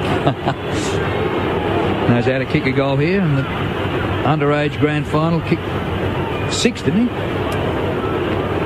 He's kicked, he might have nudged double figures. I think he kicked 10. 10, was it? At Docklands, I reckon that was. 17-12 side bottom in front of the sticks this year. He's 35 out, no angle, no curse for him. Side bottom answers a couple of Dogs goals and pushes the lead back out to 31 points. 7-14-56 to the Dogs, 3-7-25. We've gone 28 of the second two. That was a nice little answer and a settler by the Pie. Because I gave credit to Western Bulldogs. I thought for the last 6 or 7 minutes they really ground their way back into it and kicked a couple of goals against the flow, but that was almost an illustration of what's happened so often. Pressure by the forwards, the ball has to be kicked out, the Collingwood defence just lining up and just getting it. When they get it, there's nothing fancy. Just get it, smash it in, kick it over the line and give our players a chance to do it, and that's exactly what happened. The skipper got it, belted inside bottom, able to take advantage. Nice chest mark and goal. In the middle, it's going to be a free kick Collingwood's way. To be taken by Lee Brown, so he's a forward and a ruckman. He kicks a flat ball deep inside the 50. Mark drop, spills to Swan, 47 out, Dane Swan a goal, and he's hooked it, and it's out of bounds on the full.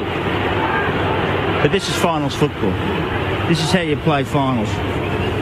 Blake runs out into the back pocket. Geez, 2 marking targets for Cross and Addison. That was hardly going to work. Minson's playing Crummer at the back. Lee Brown makes sure doing some good work, Mill. He keeps knocking the ball back into play to the Collingwood players. Instead of just running it out of bounds where your ruckman give it a chance. Gee, Feddick, the brain's not working, son. On the members' wing, the throw in. Minson tries to punch it forward, didn't make clean contact. Ball fights for at ground level. Wedges out some sort of kick to Wellingham, went nowhere. Minson to Boyd, kicks beyond halfway. Joan Syracuse knocks it to Grant, who tried to throw it back to Gia. He gets caught with it by MacArthur. They pile in, umpire circles, he'll bounce. The threes are 15-7. And the Dogs came out to throw their weight around. Even Brad Johnson trying that cape. Tossed up on the wing. Minson does succeed in knocking it forward this time, but Addison gets cleaned up by Thomas. A bit too rough. It's a free kick to Dylan Addison. You're too rough. Addison the free in between wing and half forward. Straight to the opposition. Oh, swat. Missed by Maxwell at the back side bottom. Was taken away by Nathan Brown. He gets it to Maxwell, who clears the area outside the 50. Running onto it, Williams for the Dogs. Hand pass into Cross. Back he goes to Hargrave. Shock kick. Straight out of bounds on the full. Why would you go there anyway and overkick the man and kick it over the boundary line on the full? Free kick to O'Brien. 56-25. Approaching the 31-minute mark of the second term. O'Brien gives it a good old hoof to half-back. It won't be marked by Tooby, but he is able to knock it to Didak, who streams through, sets them up into the corridor. Wellingham has it. Davis one-on-one deep. Davis trying to win it. Gets rid of his man. Swings it onto the right boot. Leon Davis. No. Put the hook on it after beating Lindsay Gilbey. It is a behind Collingwood 7-15 to 3-7. Leon, they talk about him in finals. He's had only 4 touches. Desperately wanted that goal, didn't he? He wasn't going to give it off. He was going to have a ping. Short kick into Gilbey. Easy, didn't he? I mean, can Gilbey hold his feet? Doesn't take courage to do that. Lake has marked the kick in now, kicks over half-back, Minson in front, and Lee Brown, he's playing the game of his life, gets in there to put the spoil on it and the ball out of play. Collingwood contested possessions 86-65. Swan and Pendlebury are the leaders in that area. Throw in at half forward, last minute of the first half. Minson wins the hit out, comes down to Addison, hand pass away. Oh, Higgins, well, just as well for this man. And Griffin up the ground. Barry Hall a long way from goal. Can't give you a possession for that big Baz. And now it's going to be a ball up. We're just about out of time for the first half. And boy, will the Dogs be happy about that. They have been absolutely blown away. If it had been 15-7 instead of 7-15, it'd be all over already. Boyd wins the hit out. A massive first half by the Pies. Is there any coming back from here for the Dogs? Struggle to think so. 7-15-57 Collingwood to the Dogs 3-7-25 at half-time. And of their 7 goals, they've had 7 goal kickers. Pendlebury, Thomas, Lee Brown, Sidebottom, Dawes, Cloak, Swan. And for the Bulldogs, 3 goals to 3 individuals, Higgins, Hahn and Ryan Griffin. It's been an absolute cakewalk. Will the premiership be a cakewalk? Collingwood 7-15-57 to the Dogs 3-7-25.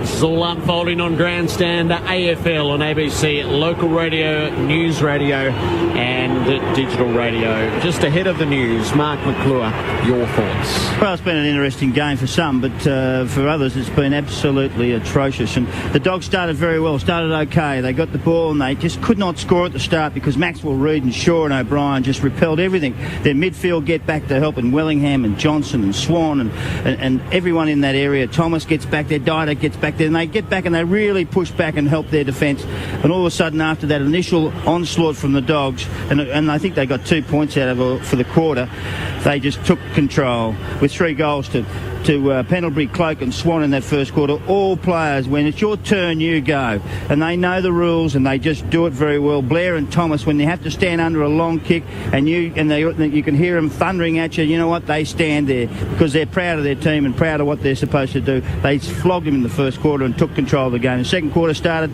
Pies continued to dominate. Swan, Didac, Pendlebury just continue to win the ball. The contested possessions are just dominated by those three. The Dogs aren't serious. They're just seriously not in the caper. Lake, Gilby, Higgins, G and Siracusa, they should be going to the pitches because they are not in any way helping their teammates out there. They're hopeless. The Pies attack the ball, they run straight, they know that they have to do that to win a game at this football club. The only dogs to play to his ability is Griffin and Murphy. There's two of them who have actually had a dip, run straight, have a go and continue on. The rest of them, no good whatsoever. The assessment of Mark McClure at half-time. We'll let Stan contemplate that before he gives the reply. I can add to it. Saturday night at the movies. You could make a song about that. Collingwood by 32 points over the Western Bulldogs at half-time of the first qualifying final. Earlier today, it was Fremantle booking Friday night semi against Geelong. 14-10-94 at home over Hawthorn. 8-16-64. More to come, including the full sports update with Jack Kerr after the latest from the ABC newsroom with Kirsten Vaness. Thanks, Jared. The airport in Christchurch has reopened after this morning's powerful earthquake. Electricity has been restored to much of the city, but not outlying areas, and residents are being told to conserve water. New Zealand correspondent Dominic Schwartz reports. The 7 magnitude quake was the biggest since 1931, and the damage bill will run into hundreds of millions of dollars. Authorities say it was a miracle only 2 people were seriously injured. A state of emergency has been declared, and Christchurch is tonight under curfew. Welfare centres will provide beds for those whose homes are damaged. But after a series of strong aftershocks today, it's likely to be a nervous night with little sleep for many of the city's residents. Dominic Schwartz, ABC News. Scientists say aftershocks from the earthquake could continue for days or even weeks. Canterbury University geologist Mark Quigley lives in one of the worst affected areas and says aftershocks are happening about every half hour. They're coming fast, and they're generally in the order of magnitude 4s to magnitude 5s, the aftershocks. So they're still actually decent earthquakes, which on their own people would certainly feel. But now it's sort of like compared to the first one, they're smaller. But yeah, still really going hard. The Department of Foreign Affairs has confirmed that an 18-year-old man from Victoria is one of the people who died in a plane crash on New Zealand's South Island. The light plane crashed while taking off in Fox Glacier, killing the pilot, 4 skydiving instructors and 3 other foreign tourists. The tourists were from Ireland, Germany and the United Kingdom. A spokesman from the department says the Australian High Commission in Wellington is working with authorities to assist the Australian man's family. The SES says Victoria is in the midst of a very serious flood emergency. It's now focusing on the state's northeast as rivers rise due to heavy rainfall, and it's predicting moderate and perhaps even major flooding. 100 homes in Euroa may need to be evacuated, with floodwaters expected to peak around midnight. Earlier today, flash flooding forced the evacuation of some people in the state's central west, including Ballarat and Creswick. Tim Weebush from the SES says people need to be prepared. Victoria is now facing inundation of up to several hundred houses as a result of the rain that we've seen and the rivers that are starting to rise. There will be homes that will be isolated later today, and this may result in some parts of the state over the coming days with up to several thousand people being affected.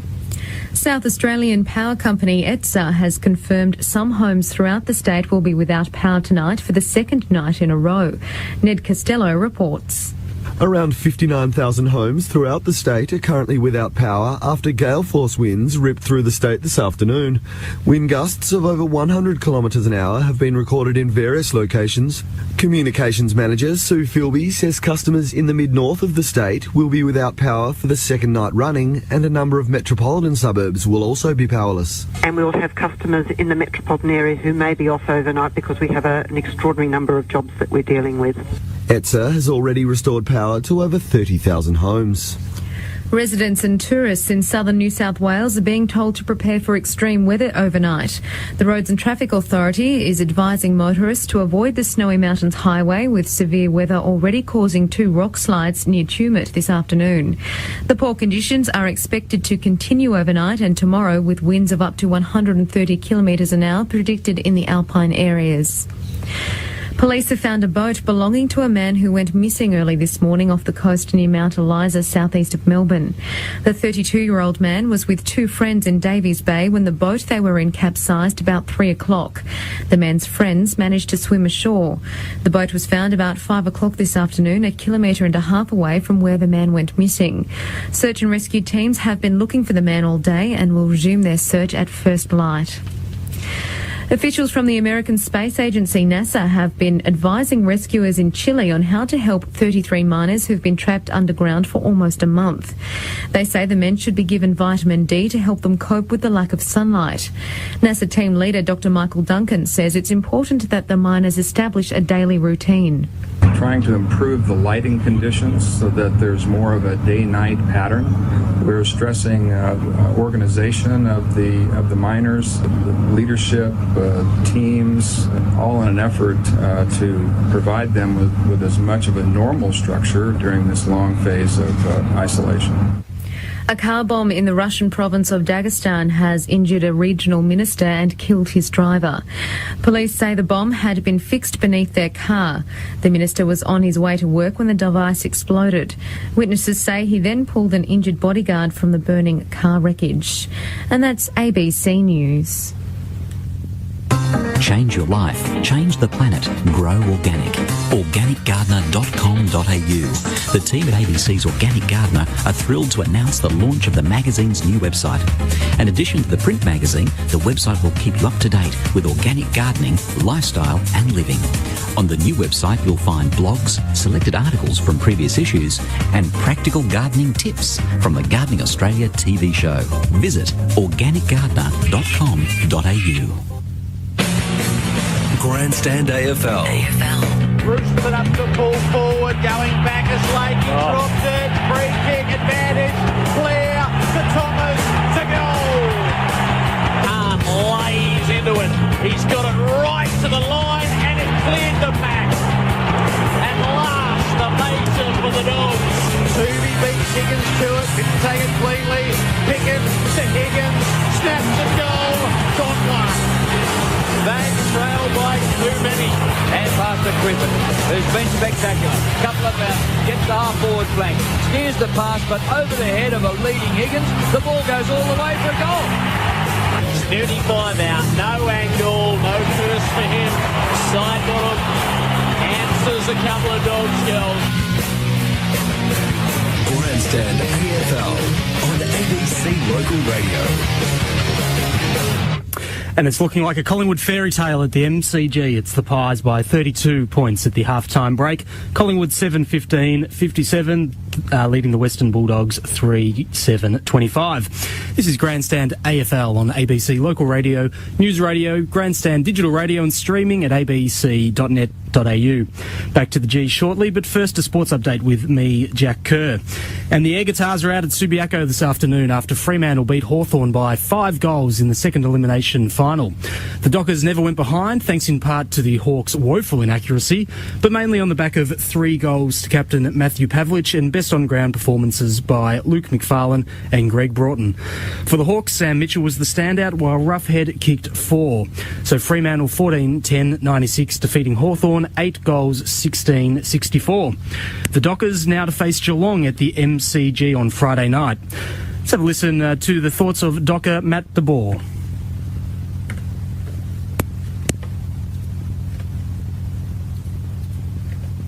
Well, I think right from the start, I think the young boys got together before we went out and we said, when you realise that when the intensity lifts, just smile and embrace it and we'll move forward. So the boys stood up right away, I think. And Hawks captain Sam Mitchell was left to reflect on a season of wasted opportunities. Got a slow start, like we didn't play the first 6 or 7 games. Then when we finally did get up and going, we played some pretty exciting footy. You look back at 1-6 and go, is that what cost us? You look back at maybe the interchange, that cost us a home final, that draw against St Kilda. A lot of things to look back on, but unfortunately not going to get any benefit from looking back at any of that stuff, and it's time to look forward. If we have more guys pushing for selection as we mature as a group, we've got a good group of senior players. Probably the asset has to be put on some of our younger guys to take the next step and be really pushing for senior selection. No fairy tale finish to Nathan Hindmarsh's NRL career. The New Zealand Warriors beating his untidy Parramatta 26 points to 12 this evening. Here's Warriors skipper Simon Mannering. It's very pleasing to come over here and get wins. It's a hard road trip, but it's one worth doing if you're going to get the win. So very pleasing. And they will be travelling next week, and it looks like their destination will be the Gold Coast, but that hinges on Penrith putting Cronulla's giant killing late run to an end. And that's the way it's shaping out so far. Early in the second half, it's Penrith 34 to Cronulla 6. That should be more than enough to give the Panthers second spot on the ladder. The other match in progress is between the Cowboys and the Roosters, where it's surprisingly close. The home team, the Cowboys, 4 points to the Roosters 6. No, they've just got to try and convert it, so the Roosters now 12. The Roosters needing a win there to claim 6th spot on the ladder. To the A-League now, and the wait is over. Here comes the ball from Worm, and there's a header, and it's in the back of the net. Nick Kalmar has come in at the far post for Melbourne Heart. Yes, Melbourne Heart have this evening notched up their first win, their historic first win, beating North Queensland Fury 1-0, courtesy of that Kalmar goal. Steve Pearce has more. Thanks, Jack. Well, as it turned out in Melbourne this evening, it was a history-making evening in the A-League for a couple of reasons. Melbourne Heart's long-awaited debut of John Aloisi took place during the match against North Queensland Fury, and in the end, the home fans had plenty to cheer about as a Nick Kalmar header in the 10th minute proved to be the difference between the sides, despite numerous opportunities at both ends. Great goalkeeping and a couple of fluff chances ended with the result of Melbourne Heart winning their first A-League match in this season and in their history by a single goal to nil. Steve Horvat was alongside me in commentary watching the game. Steve, Melbourne Heart deserved winners? Look, they probably not deserved win. North Queensland would feel a little unjust to walk away with nothing to show. They had some great opportunities, but a great historic night for the club and for the league. Melbourne Heart inaugural season, and a great to get their first 3 points in front of their home fans here. You could see the adulation afterwards with the players running to the supporters behind the goal. It meant so much to them, no matter how they got it, but they finally got that first 3 points on the board, which catapults them up into this top 6. And the goal itself worthy of a win? Yeah, definitely. Great build-up. Rutger Worm didn't have a great night tonight, but put a quality ball to the far post. And we spoke about him tonight. Nick Kalmar, a local product of the Victorian Premier League, bopped up at the far post with a great header into the bottom left-hand corner, beating Passfield, who had a great night, along with Clint Bolton. But a great result, and great to see a local product popping up and heading in the winner. There was a great cheer when the eventual winning goal went in, but there was an enormous cheer when John Aloisi ran out onto the pitch into the 72nd minute, replacing Dean Heffernan. There were a couple of chances after that, one indeed for Aloisi himself, where he had almost an open goal. It's just the pass from Gerard Sibon slipped a little bit too far, and the absolute magical moment, the perfect start for John Aloisi, slipped by. But it was a near perfect start for Melbourne Heart in front of their home crowd. They've won their first A-League match. It finished here in round 5. Melbourne Heart 1, North Queensland Fury 0. And that leaves Sydney FC all alone on the bottom of the ladder, and things unlikely to change given the scoreline at the Sydney Football Stadium. The second half has just kicked off there, and it's Adelaide United leading 2-0. Van Dijk putting Adelaide in front after 6 minutes, and Leckie following up on 37. Australia and Switzerland have both wasted golden opportunities in their friendly overnight. They drew 0-0. Scott McDonald proving he can't score for the national side, even with the goal wide open. But the Swiss also wasted opportunities. A second-half penalty whistling into the crowd for them. And also overnight, the Euro 2012 qualifiers kicked off, and Cyprus announced themselves as the one to watch with a thrilling 4-4 draw with Portugal. In the US Open, Samantha Stosur is through to the 4th round. She defeated Italian Sara Errani in straight sets this morning. For now, though, let's go back to the MCG, where it's the Pies by 32 points. Good on you, Jack. 57 plays 25 at half-time. Stan Elves has had a chance to contemplate Mark McClure's thoughts at the half-time break, and... well, I'm trying to temper them with a don't swear a bit of positiveness from a Western Bulldogs point of view, but to be quite honest, I find it very difficult to disagree with him. The reality is, if you watch this game just in general, then you glance up at the scoreboard and you just look at the points, and it's 57-25. you just couldn't believe how come the Bulldogs are so close, because in general play they're absolutely being smashed from my point of view in every facet. And then you look at it close and you see the reason is, well, Collingwood 7-15 to 3-7, and again they've probably brought undone their really good play by missing goals, and they haven't all been difficult goals. There were some that they should have kicked and would have kicked, I might suggest, from that point of view. But Collingwood to me have been fantastic. They really have controlled it. Look, to be quite honest, they've been harder at it. They've been harder at it in many instances, and they have exposed some of the Bulldogs players because their hardness, especially when it's been one-on-one coming at one way or the other, they have been the side that's really been the dominant one, and that just sends a terrible message through the whole side from this point of view. I think also the other thing to me has been the fact that they have been prepared to work harder and get more players at the fall of the ball. Their work rate is so much better, and also so often they've called for the ball when a teammate's had it, whereas to me the Bulldogs in many instances have stood around and looked and waited for somebody else to do it. They've been reactionary, and it is an amazing thing to see a Western Bulldogs side that we know can play a certain way, but right at this point of time, really at 6s and 7s, they have been confused, the Western Bulldogs, and they have panicked at times. They've lifted to too few, and we've talked about some of those players from that point of view. I've talked about Griffin, Boyd and Cross working hard. Murphy's really tried to take them across half-back line, but the problem is so often their good work has been brought undone. This Bulldog side is a side that we've come to know in the last few years as a side who prides itself in wonderful disposal, use of the football, which has been fantastic. They have just missed targets time and again, and when they've got into the forward line, and on some occasions when their forwards have got away, they've just missed them by a country mile. Wrong options and things like that really just hurt them.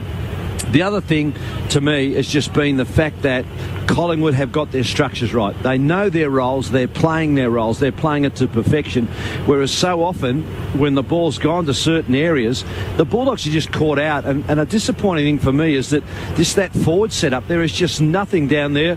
Hall is being overrun and jumped over from time to time.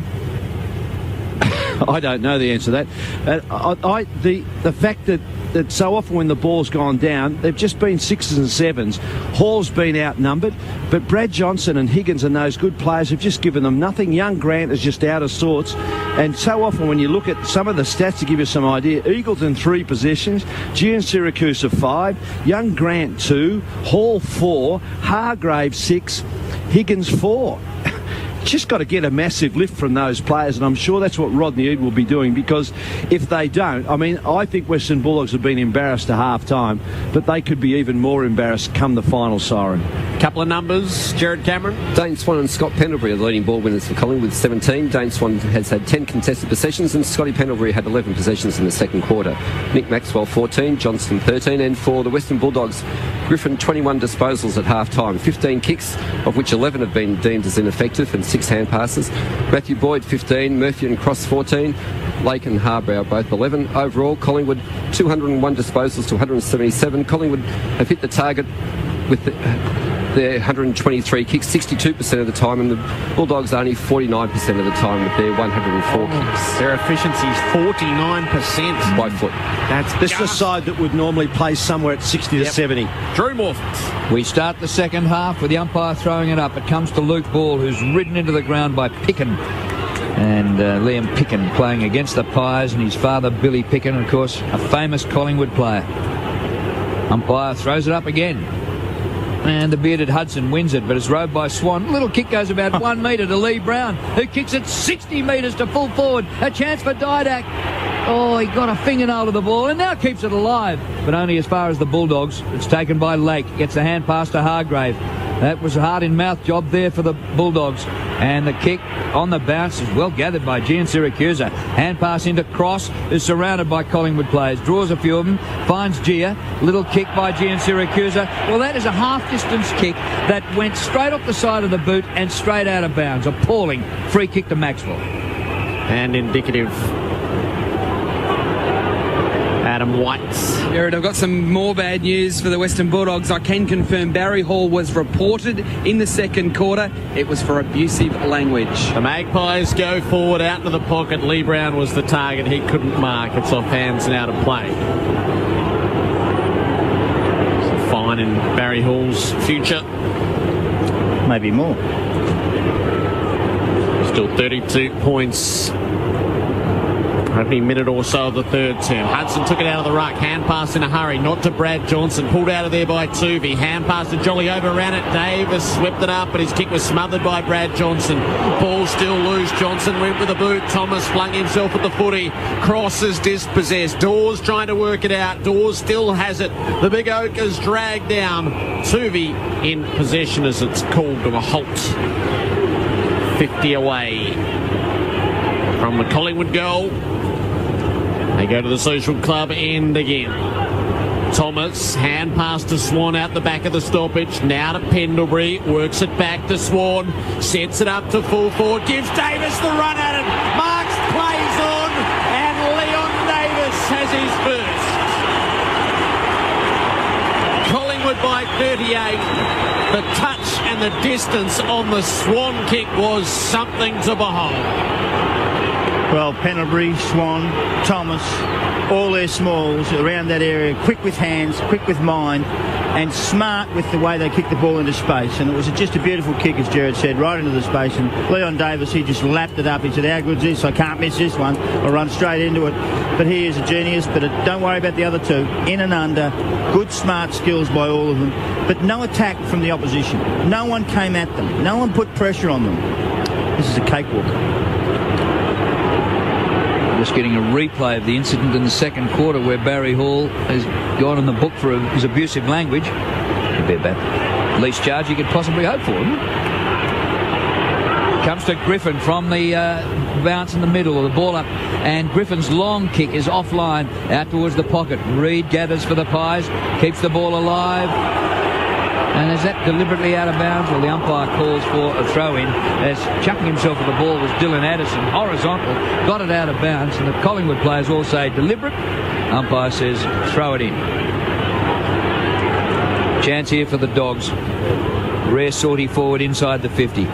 Throw in. Here comes that man Griffin again. Lucky kick to Gian Siracusa. He kicks to the goal square. Hall is there, but Gia's kick carries the distance and goes for the goal.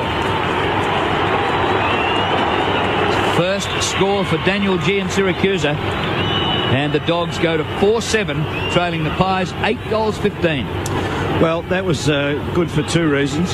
Certainly good for Gian Siracusa, who really hasn't had much of an impact on the game. And he is a leader, and they need something from him. But his ability to be able to pick that one up, just get the kick there, and also the fact that Hall was able to just hold his man out without putting his hands in his back, which I think is a real bonus. But also for the side, just give them a bit of hope, because you could just almost sense that the feeling of them being totally deflated with that goal of Davis. So to get one within a couple of minutes was a really good one. Good reply by the Bulldogs. Back to the 32 points it was at half-time. Thrown up in the middle. Hudson controlled it down. Ball actually knocked it from his grasp and then won the hard footy. Ball hand pass to Thomas at centre half back. He spreads it out to McCaffer, who'll run the southern wing. Has support from Ben Johnson, who loops it too far for Pendlebury. And there the move breaks down. Cross gets in the way for the Dogs. Hand passed it away to Harbrow. Ran full pelt sideways and delivers out to the broadcast side. It's a bouncing ball that sits into the grasp of Picken. He looks up the centre half forward. Brad Johnson marks. 50 out from goal. Higgins wants it deep. The kick goes there. Maxwell goes back on to Higgins. Neither of them lay a glove on it, and it goes through from behind off the boot of Brad Johnson. The Pies by 31. Dale Thomas kicks to himself and then kicks in the direction of Jolly, but it's knocked away by Picken out of bounds, and they've kept it on the forward line, the Dogs. Just showing signs that they're just having a bit of a better go since half-time. Good basic stuff. Punch it back in, keep it in the area, have another chance. Picken straight to the bench at the throw-in. Rode by Griffin. In the corridor, 30 from goal. Addison goes to ground, loses it to Thomas, who kicks out of defence. It comes to Brad Johnson. Short pass, Grant. Good spoil put on him by Reid. He's a beauty. It comes to Thomas of the Pies. Down the line he goes, and the mark is taken for Collingwood by Chris Dawes in between half-back and wing. Well, closer to half-back. Dawes signalling to kick it long. He'll hug the boundary with his effort. He's looking for Cloak. He has him because Williams stumbled. Cloak approaching half forward. Looks long inside the forward line. Side bottom Davis go back with the flight. It lands in the pocket. Side bottom tried to knock it for Davis. It was cut off by Tim Callan, who kicks in a hurry. Cloak on the follow-up at the 50. Griffin stands against him. Works it forward for Williams, who goes over again. Hand pass to Gilby. Kicks to a one-on-one. Addison and O'Brien actually kicked it away from them. It landed on the boundary and bounced out of play. Tom Williams must have sand shoes on. He just slips over every second. Dunlop volleys, I think. It's 63-32. Boundary throw in at centre wing. Pressure put on by Eagleton. The ball's not coming clear and the umpire will throw it in the air. Collingwood 8-15 to the Western Bulldogs 4 goals 8. And as silly as it sounds, I suppose if the Dogs kick the next couple of goals, they might give themselves a chance. Thrown up on the logo. Jolly wins the hit out towards the boundary line. Picking first there, but too close to the line, and he takes it over. 7 minutes played in the third quarter. The winner straight on to the preliminary final in a fortnight's time. And it looks like it'll be Collingwood, who are the minor premiers. Tonight it's 1 versus 4. Comes to Pendlebury. High hand pass taken by Grant. Little hand pass away to Minson. He hurries it towards centre half forward. Higgins. Through his fingers it goes. O'Brien hits it hard. Well done by Harry. And then he's dispossessed. Well done, Addison. His hand pass knocked down. Pendlebury gathers the crumbs. Gets it back. And Nathan Brown kicks out wide to Alan Didak, who's in plenty of space. Takes a while to get it, but now finds Jolly. Not sure he should go forwards. He goes back to Thomas. Thomas's kick inside the 50. Leon Davis waits down. Williams punches and gets it to the boundary line only just. And it'll be a throw-in. Didak and Gilby into each other away from the ball. Right forward pocket for the Pies. Minson and Jolly form up to contest the throw-in. It's on its way to them. Jolly flat bats it down to Lee Brown, who swings it out of the pack and kicks a pillar.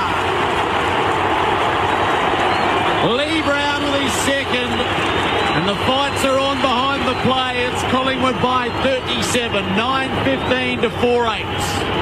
Because the Pies would be saying to them, how come you can't lay a glove on a 6'5" or a 200 centimetre ruckman who rows the ball?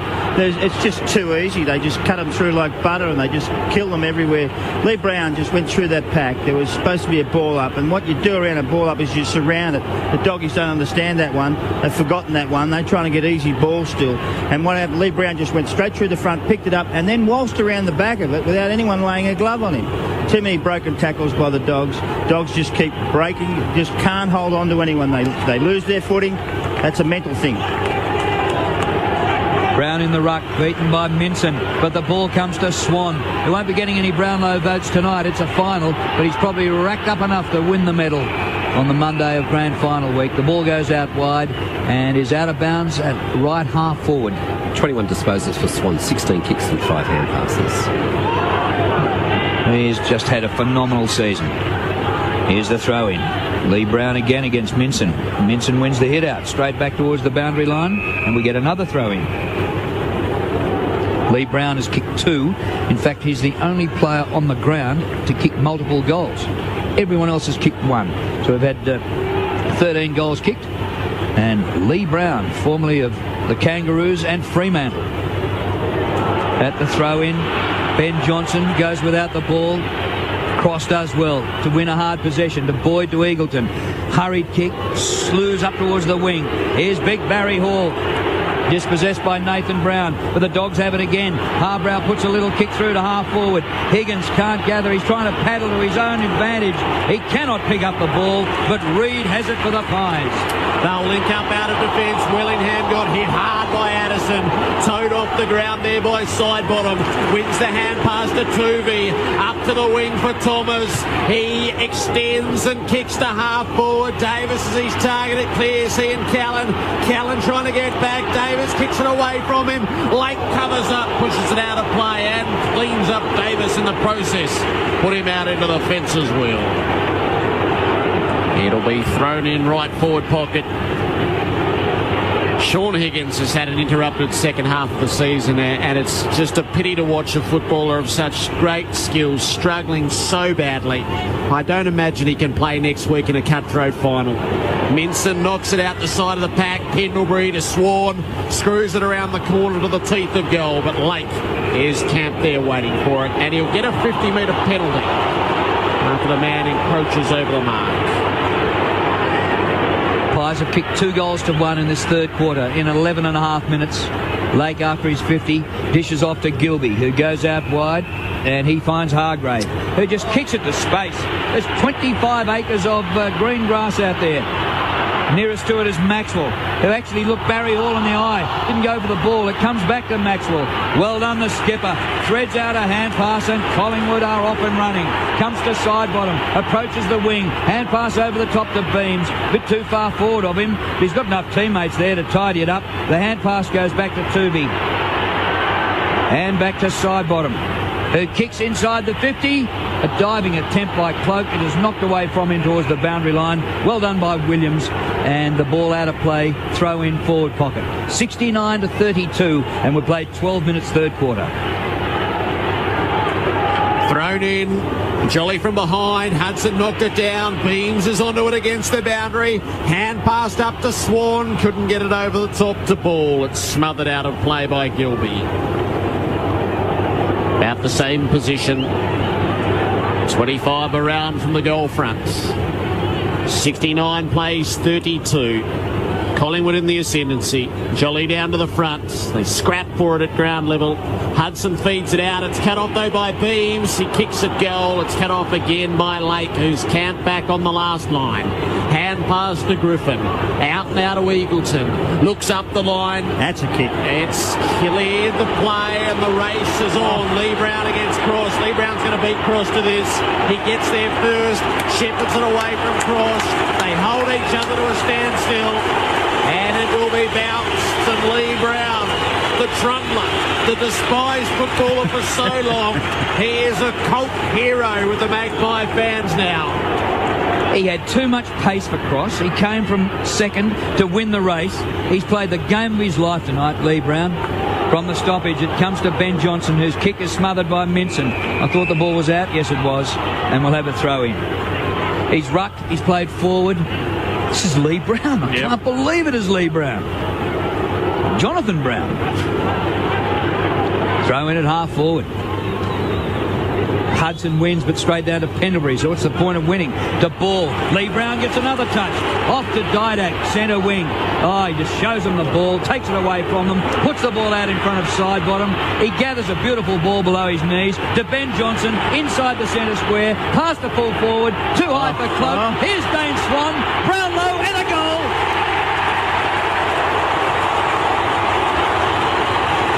On the way to the preliminary final, the Pies.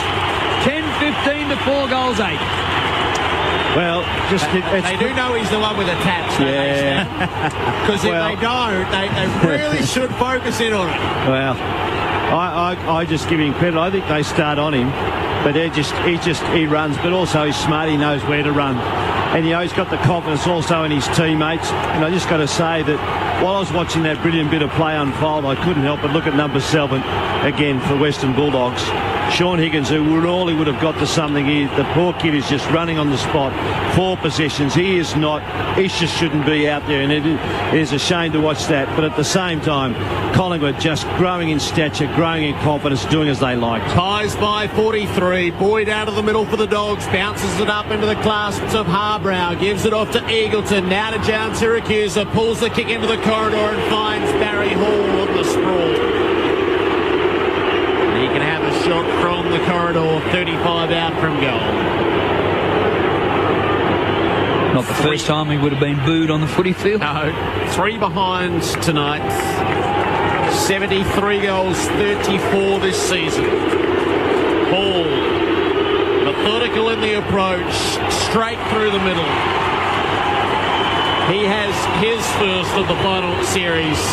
And it's back to 37 points. Collingwood 10-15-75 to the Dogs 5-8-38. Halfway through the third term. Gee whiz, they can play. They can actually play. Eagleton there with a good handball to Gia, and just hit the spot perfectly because the forward came at the player, and that was Hall. Barry Hall ran straight towards Gia and Syracuse, and he hit him on the chest. And Eagleton won the ball in the middle of the ground. It's like it's basic, simple stuff. Let's go back to school. And they did it beautifully. They can play. When you win the ball in the middle of the ground and move it forward with haste, you can win this game if you want to. Not that you can't win this game, but you can kick goals. Thrown up in the middle. Won by Hudson, but straight underfoot, and the umpire will throw it up again. Didn't waste any time. Up it went. Cross, third man up.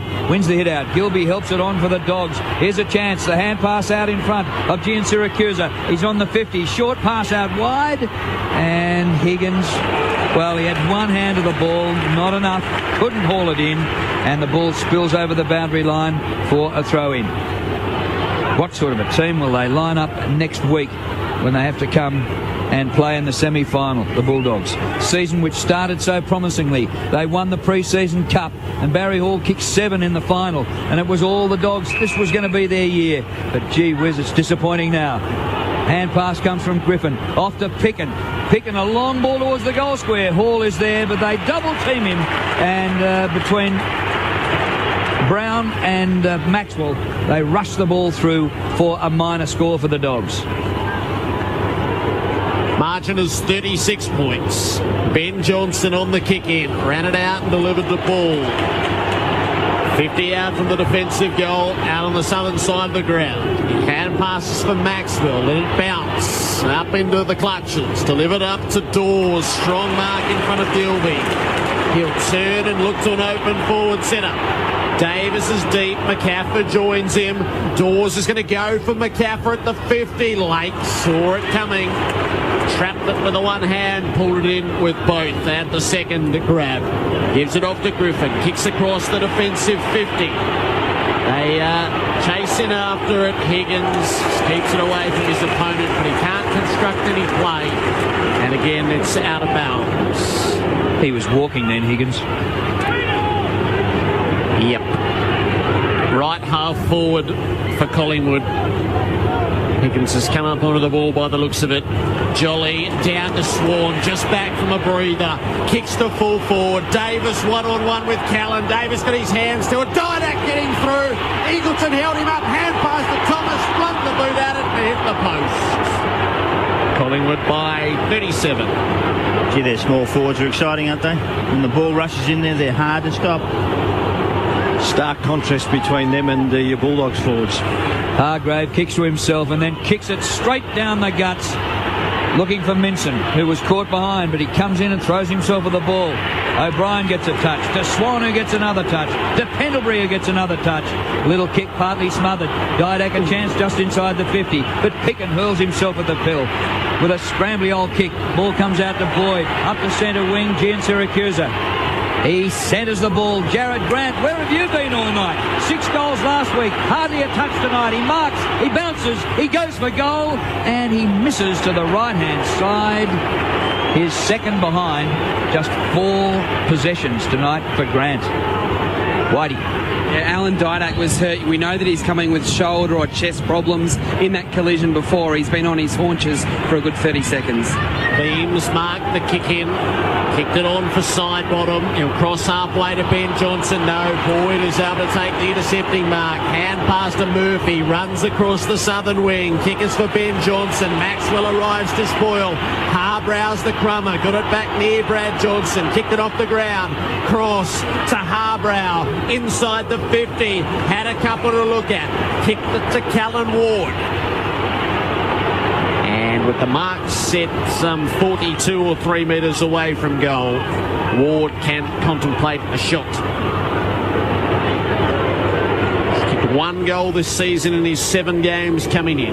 45-degree angle to the left. From just inside the 50. Kicked it like a bloke who's kicked 1 goal this season in his 7 games coming in. Booted it out of bounds on the full. It's Collingwood by 36 points. Time on of the third.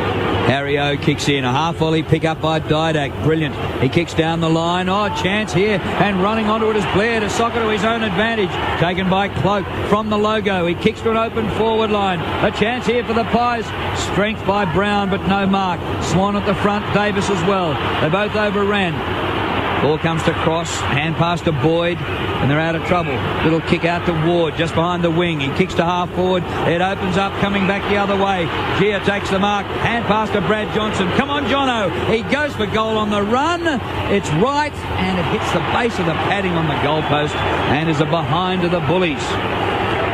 You know why G and Syracuse and Johnson were there? Because they didn't follow their men up and chase them out of the back line, out of their forward line. That's why they were there on their own.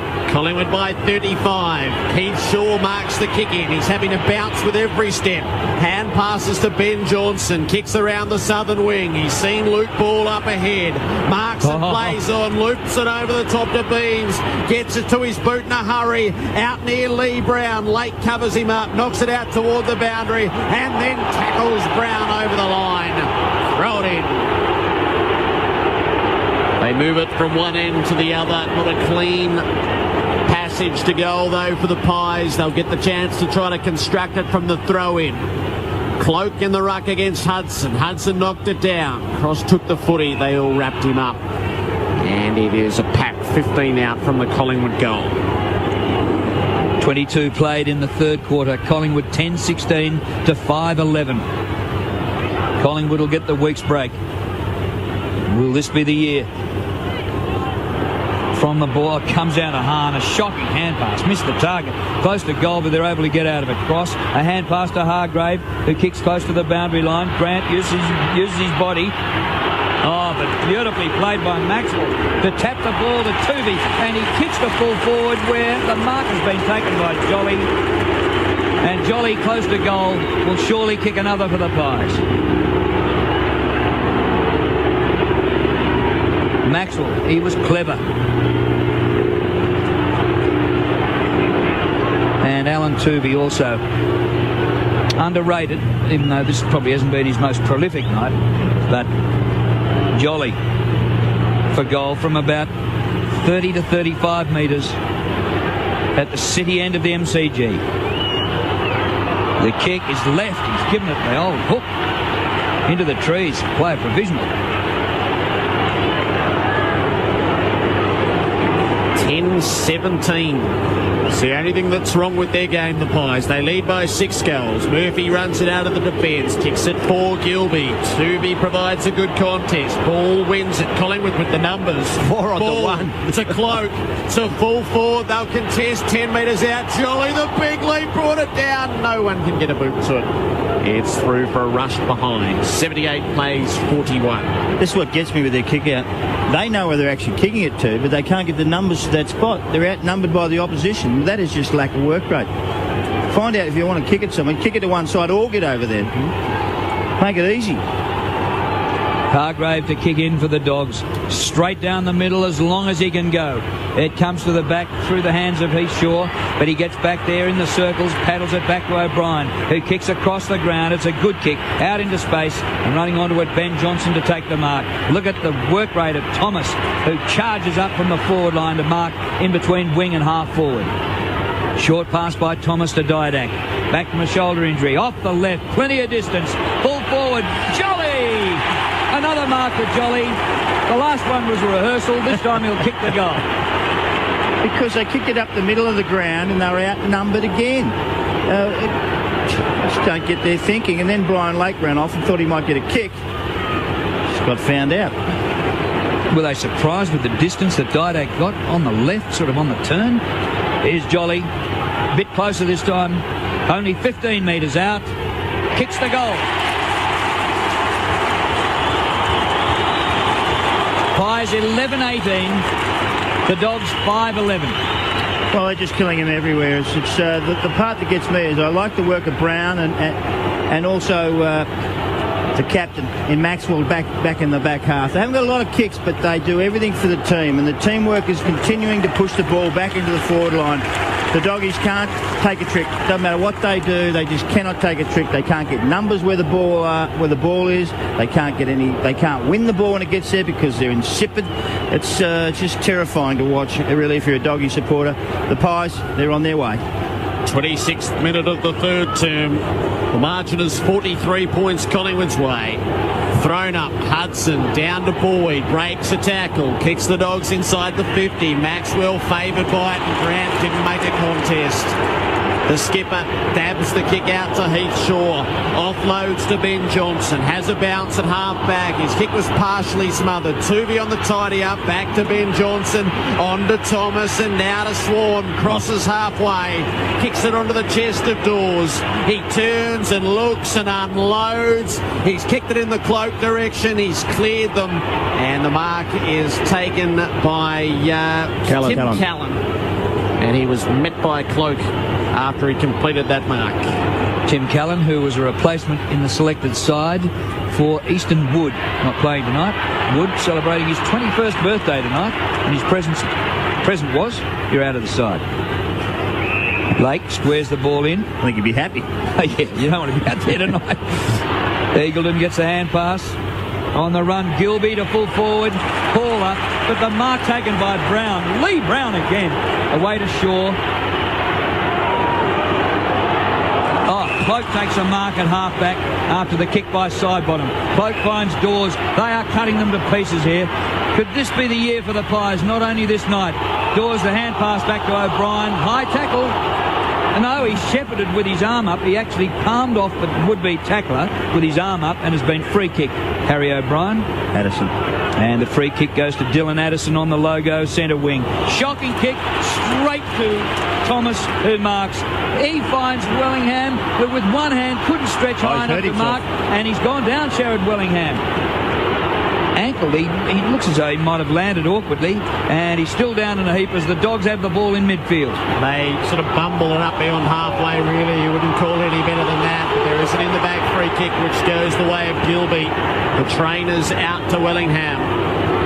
Gilby across the 50. Brad Johnson's camp there. Might have given it to Eagleton, but he didn't. Johnson tries to measure up the pass inside the 50. It bounced before it reached anybody. Gathered by Beams. Out to Nathan Brown. Kicks round the wing. Dogs at least this time have the numbers. Williams keeps it away from Cloak, and Hahn keeps Cloak away from Williams. Kicks it sideways to Cross as they go past the forlorn figure of Wellingham, who has a trainer under either arm and has been carried to the bench. Yes, can't put any weight on that leg. Misdirected kick by the Dogs. Chance for Ben Johnson, but he fumbles as well and is taken over the boundary line by Boyd at half forward. Close to the action is Adam White. Whitey? Yeah, Drew, Wellingham going straight down to the rooms. It's a right ankle or right foot. He just landed really badly on that right leg, and he just couldn't get his footing properly, so straight to the rooms.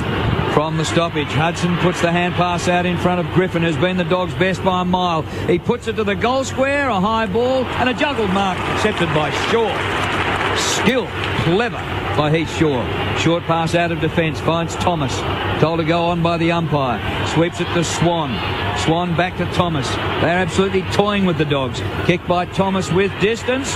Didak is there. Spoiled by Gilby into about the fifth row of the grandstand. And the umpire will throw it in. It's going to be ankle ligaments, Whitey. And with a week off, I reckon it favours him. Wellingham. Yeah, he was in a lot of pain when he came off the field, but I'm inclined to agree. Right half forward for the Dogs, down to Cross, gets it forward to the play to Hargrave. He'll kick it up to full forward. Hall sets himself. Coming through is Griffin. He almost plucked it with the one hand. Not quite. Brad Johnson against the boundary. He overruns the footy, and it's seen out of play. There's a few sorry sights for the Dogs, and he's one of them, unfortunately. If Wellingham doesn't come up, there's a few in the queue. Yes, they've got a deep list. Yeah, but he's a hugely important player. Very good. 50 out from the Dogs' goal. Thrown in. Hudson down to the front. Ball is onto it. Tackle laid by Ward in the back. It's Ball's free kick. In this quarter, Daisy Thomas has had 12 possessions, 23 for the game, and Swan 10 this quarter, 27 for the game. Ball. Former Saint kicks the ball backwards to the goal square to Shaw. And then straight up the corridor he goes to Reid. His grandfather played league footy. His father played league footy. And his brother is playing for the Swans in a final tomorrow. The kick short of centre wing. Comes the Dogs' way. Goes to Gian Siracusa. On the bounce to Eagleton. It's knocked away from him. And another touch for Swan. Goes for the short pass. That's good percentage football. Mark taken by Beams at halfback. Few seconds remaining to the siren at three-quarter time. That's enough for the Dogs. They put the cue back in the rack. And Collingwood go in at three-quarter time. 11-18. Once again, inaccurate kicking. 84. The Dogs 5-11-41. But a margin of 43 at the last change is plenty for the Pies to advance to a preliminary final. Goal kickers for Collingwood. Lee Brown has 2. Dane Swan has 2. And the spread of goal kickers see all these blokes with 1 each. Davis, Pendlebury, Thomas, Jolly, Sidebottom, Dawes and Cloak. And for the Bulldogs, they've kicked 5 lousy goals for the night. 1 each for Higgins, Hahn, Gian Siracusa, Griffin and Hall. Barry Hall, 1 goal, 3 tonight and reported for abusive language. At the last change, it is Collingwood 11-18-84 to the Dogs 5-11-41. A couple of other scores in the A-League. Adelaide United 3 leads Sydney FC 1. That is late in that game. And in the NRL, the final scores tonight, New Zealand Warriors 26 beat Parramatta 12. Sydney 18 defeated North Queensland 8. And Penrith 50 walloped Cronulla 12. Collingwood by 43 on Grandstand AFL here on ABC Local Radio, News Radio and Digital Radio. Great Australian Rabbit Stories from ABC Books is a marvellous collection of true life tales that give a remarkable insight into life on the land, as seen through the eyes of those who've been at the front line of Australia's relentless battle with the rabbit. Full of heart, humour, sadness and adventure, these stories perfectly capture the Aussie spirit. Great Australian Rabbit Stories is available now from ABC shops, centres, good bookshops and online. Grandstand AFL. Thomas, hand pass to Swan out the back of the stoppage. Now to Pendlebury, works it back to Swan, sends it up to full forward, gives Davis the run at it. Marks plays on, and Leon Davis has his first. Jolly flat bats it down to Lee Brown, who swings it out of the pack and hits a curler. He gathers a beautiful ball below his knees to Ben Johnson inside the centre square, past the full forward, too high for Club. Here's Dane Swan, Brownlow and a goal. On the way to the preliminary final, the Pies. Gives it off to Eagleton, now to down Siracusa, pulls the kick into the corridor and finds Barry Hall on the sprawl. Methodical in the approach, straight through the middle. Grandstand AFL on ABC Local Radio. Magpies by 43 at three-quarter time. Stan Alves and Mark McClure. Well, this quarter in many ways was probably much of the same of what we saw in the first half. Although I might add, I thought that the Bulldogs and a number of the Bulldogs players really tried to lift their intensity. But the truth of the matter is that Collingwood just had the answers no matter what they did. They were fantastic. One of the things that is really standing out in this game is just the marked contrast in use of the footy. And I'm just eliminating kicks on goals here, which is the only thing holding Collingwood back.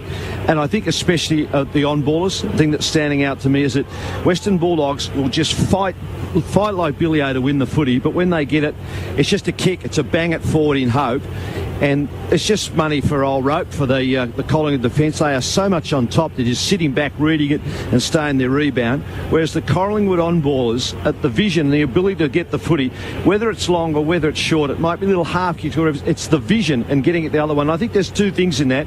Firstly, the player who's got the ball, he's got to be able to do something with it, but the second thing is the smarts of the Collingwood players to put themselves in a position to be able to read it. By that, the Collingwood player will just, as soon as he lifts his eyes, players, there are options and there are somebody to go to, and they're just absolutely sensational in that way and those things.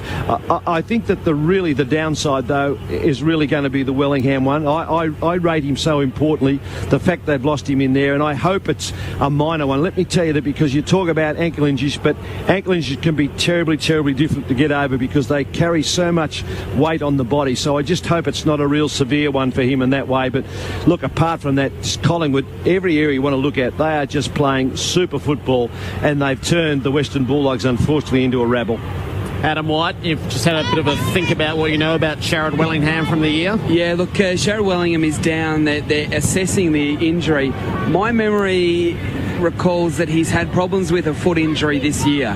He missed games in the middle of the season, so I'm not sure whether it's an aggravation of an existing injury or whether this is actually a new one. I'm not sure, Joe, whether you recall, but I reckon he's had foot problems before. So yeah, he was definitely in doubt. He came back for the Geelong game after missing at least one. Yeah, but he did roll it in that incident. Yeah, no doubt. But it's one of those things that often the foot is actually weaker, and that's what worries you, because it was what worries you was such a simple thing. That's exactly that's what right. indicates that there is a problem there, because it was a healthy one. You couldn't believe that what happened. A bloke by himself really just goes down the ground, that it would have that effect. And I guess the other question too to stand a mark is, with all those Western Bulldogs players that were under injury clouds during the week, I mean, does Rocketee take them off with 15-20 minutes to go and get them ready for next week? I mean, we're looking now to see Brad Johnson and Sean Higgins, two of those players that were in doubt, coming to the bench to start the last quarter. But there's lots of other ones as well, and it's a question of when they start preparing for next week.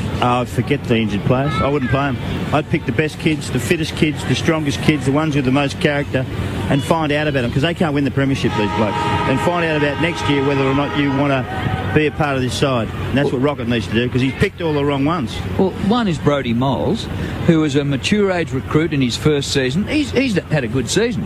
How he wasn't in the starting 22 tonight, I don't know. They picked a bloke who played 3 games in 2 years. Just individually, Jared, who's leading the way? Dane Swan had 12 possessions in that quarter for 29, Pendlebury 24, Thomas 23, and for the Bulldogs, Ryan Griffin has also had 29 possessions, Cross 23 and Boyd 21. We'll get the full statistical picture of Collingwood's domination after the final siren.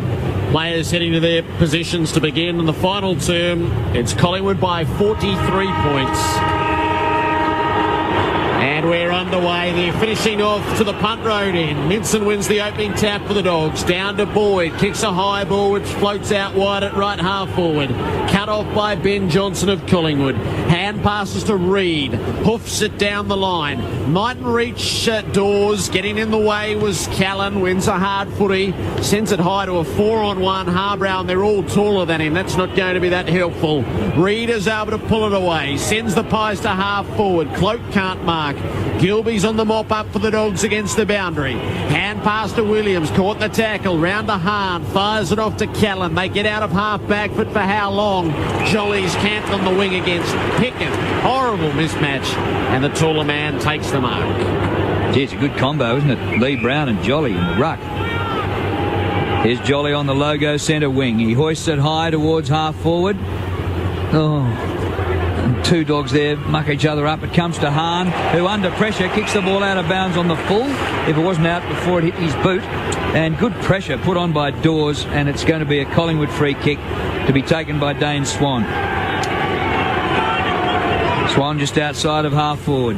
Delivers the pass in, and McCaffer takes the mark. In his 23rd game. All of them in front of big crowds. Kick by McCaffer. Forward pocket. Oh, Brown pulls in a one-hander. He is doing everything. Lee Brown, party trick. And that's the area, Drew, though. They're actually getting smashed in the ruck. 43 to 15 the hit out, but it's around the ground. This is where they're absolutely being fantastic, because they're around the ground. Brown, and we just saw before Jolly, it's their effectiveness, whereas the Western Bulldogs have got very little for their ruckman around the ground other than the hit-outs. And his opponent then was Mitch Hahn. What a mismatch again. Brown goes for his third, but it's left all the way and through for a minor score. He's kicked 2 goals, 2 tonight. And I think if he was honest with himself, he'd probably have to say, this is the best night I've had at the footy. He's had the best night half a dozen times this year. He just keeps upping it and upping it. Hargrave kicks it into Eagleton. Looks out to half-back with the kicks. Not going to come off. Heath Shaw intercepts in front of John Syracusa. He bounces up quickly. Sends it over to Ball inside the 50 for Didak. Spoil made by Gilby. Swan feeds it out near side bottom. Eagleton bats it down. Kicks it out of mid-air. Straight to Maxwell of the Pies. High to half forward. That's going to be hard to mark. They won't even attempt. They let it bounce and it spills out the side. Beams to side bottom. Back when he goes to Blair. Works it around with side bottom. Looks to full forward. Kicks in that direction. McCapper against Hahn. McCapper went with a 1 mitt. Didn't pull it in. Hahn gets caught with it. Hand pass in a hurry. Picken likewise. Got it out to Boyd. Missed his target in the back pocket in Gilby. And it slides out of bounds. Gee, they're beautifully drilled, the Pies, in their 4th straight final series. Last year, they lost in the qualifying final, won the semi, and lost the preliminary. They're doing it the easy way this time. They have improved since last year. Ball gets a little hand pass back to Ben Johnson. Kicks to full forward. Another chance for Lee Brown. He can't mark, but he does his own roving. And it's going to be a free kick to the Dogs against Brown, to be taken by Murphy. Murphy kicks the Dogs out of defence. Mark's taken by Williams on defensive 50. Hand pass to Griffin. Pokes over a little short ball to Cross, who marks behind the wing. He advances it towards half forward. Well delivered. Little pressure. Addison with the mark. Down the line he goes to Lake, who's become a forward. 70 from goal, Brian Lake. He kicks towards full forward. Barry Hall out of position, but he might get lucky. Oh, he runs into the goalpost. Still has the ball. Comes back into the field of play and snaps over his shoulder for a goal. Now, it's not given the all clear yet. It's going to be a point. The ball must have hit the post because it was in the possession of Big Barry when he ran straight into the goalpost. Oh, it's a goal. Oh, well, they're that far behind, you can give it a goal. Yeah, but the ball never hit the goalpost. He did. He had the ball in his arm when he hit it. Barry Hall gets his second. Yeah, the ball doesn't touch it. Well, it might have. Maybe not. Who knows? Doesn't matter. The ball's got a touch. Doesn't matter if the player touches it. It was a close thing. No, it might be goal of the year, this. Right in front of the Collingwood Social I don't think it's going to affect the result. I think we're going to read about it in the paper tomorrow. They've got goalpost cam channels in on tonight's broadcast. There's a shot. See that one. I reckon it did hit the padding. Well, it won't matter. Doesn't matter. Well, Paul Bauer was a weird one last week, and this is weirder still. Just a few words of advice coming over the fence about your career choice. Picken wins it out of the middle. He's kicked it sideways though, and it's cut off by Ben Johnson. Delivers Collingwood inside the 50. Dawes might have used the hands. No penalty. Didak tackled over the line by Murphy. It's 25 around from the Collingwood goal. They lead by 38 points. And pushing for a 12th goal from this stoppage. Jolly knocks it to the front of the pack. Boyd gave it up. Didak kicks to full forward. Jumping in at it is side bottom. And he's paid the mark at the top of the goal square. He does have a knack of getting to precisely the right place. And he's going to garner a second goal from such knowledge. It's only 15 metres out and directly in front to cancel out the questionable goal from Barry Hall. Side bottom delivers the goods. Collingwood 12-19-91 lead the Western Bulldogs 6-11-47. 6.5 gone at the final term on Grandstand AFL. Yeah, that's the way to answer it, isn't it? Just get it down the other end, let everybody argue about it, but we'll get it back. And you're right, Jared. Side bottom. He's a player who knows what he's doing. Some players just go down there and hope, but that happens too often with him. His ability to stand off the contest but put himself in a position so if there's a little loose foot he can run on it. He's not standing flat-footed. He's a very, very smart player who knows how to play up forward. Yeah, he's not particularly quick, is he? He's not tall. He's quick between the ears. He is. He's a footballer. Yep. Exactly. 91-47. Thrown up in the middle. Kick goes straight up and down the mine shaft. Pendlebury claiming a mark. Ball hadn't gone anywhere. Plucked off the deck by Picken. He goes to full forward. Chance for Grant, who's hardly seen it all night. He bunts the ball back to Hall. Hand pass back to Harbrow. He might look good in a red jumper next year. He goes to ground in the tackle. Play on, says the umpire. Crumbs come to Shaw. Had a few options. Finds Thomas. Thomas down the line. Finds Pendlebury. Two colleagues from Gippsland who played in an under-18s premiership together under Paul Hudson. Pendlebury, little left foot kick down the line. He gives it back to Thomas. Oh, picked up off the deck. Well played, Thomas. Gets the hand pass away to Cloak, who kicks to centre half forward. A spoil by Williams for the Dogs. It comes down to the front to Didak. He goes to ground, loses it. Holding the ball, said the umpire. Advantage to the Dogs. They run it out of defence. Williams almost got caught. His hand pass was unconvincing. Addison puts it up near Jan Syracusa. Hand pass to Murphy. Going to ground was Grant. Mark dropped by Tuvey. Grant gets a second look. Hand pass to Addison, who swings it at goal. It's all in the bounce, and it bounces away from the goals. Through for a behind. Collingwood by 43. Just one goal each in this last quarter, and we've played 8.5 minutes. Heath Shaw kicks a bullet to O'Brien, who takes the mark. Still inside defensive 50. Sweeps the hand pass to Nathan Brown. Hand pass back to Shaw. Good foot disposal. Mark taken by Maxwell. Hand pass to Thomas. Forward of the wing. Floats the hand pass up to Didak. This will be something. He is 78. He goes for the torp. He's hit it pretty hard. Jolly a chance on the edge of the square. Any amount of pies there. Dawes is there. But it comes off his hand and goes through for a behind. Not Didak's finest torp. But anyway, great to watch. 12-20 to 6-12. The rest of them won't like that. It's selfish by Didak to do that. I know we'd enjoy it and all those sorts of things, but not in the rules for this team. Didak to go for a talk. Gilby called to kick it in. He goes straight up the middle looking for Harbrow. It's through his fingers to Picken to Murphy. Two-man tackle. Got stuck by Maxwell and Shaw. And Holden in his tracks. Has that one worked yet, that kick out that they've done? No. Not once, and they continue to do it. Yeah, but what has? No. Thrown up inside the centre square. Hudson the tap. Lee Brown the follow-up. Tackles are laid. We'll try again. At least it's a kick and a bit from goal. Yeah, but just go straight back in every time. I know. Brad Johnson just to the right-hand side of the stoppage. Hudson knocks it down, sharked by ball to Pendlebury, to Heath Shaw, kicks to full forward, Dawes jumps at it, Harm the late spoil, Blair's on the mop-up, swings it onto the right boot, not to be. His second behind of the evening, Collingwood's 21st. 12 goals, 21, 93. They lead the Bulldogs by 45 points. That has got to be the one concern about them. You know, the last 3 weeks, their kicking for goal has been appalling, and here they've done it again in their first final.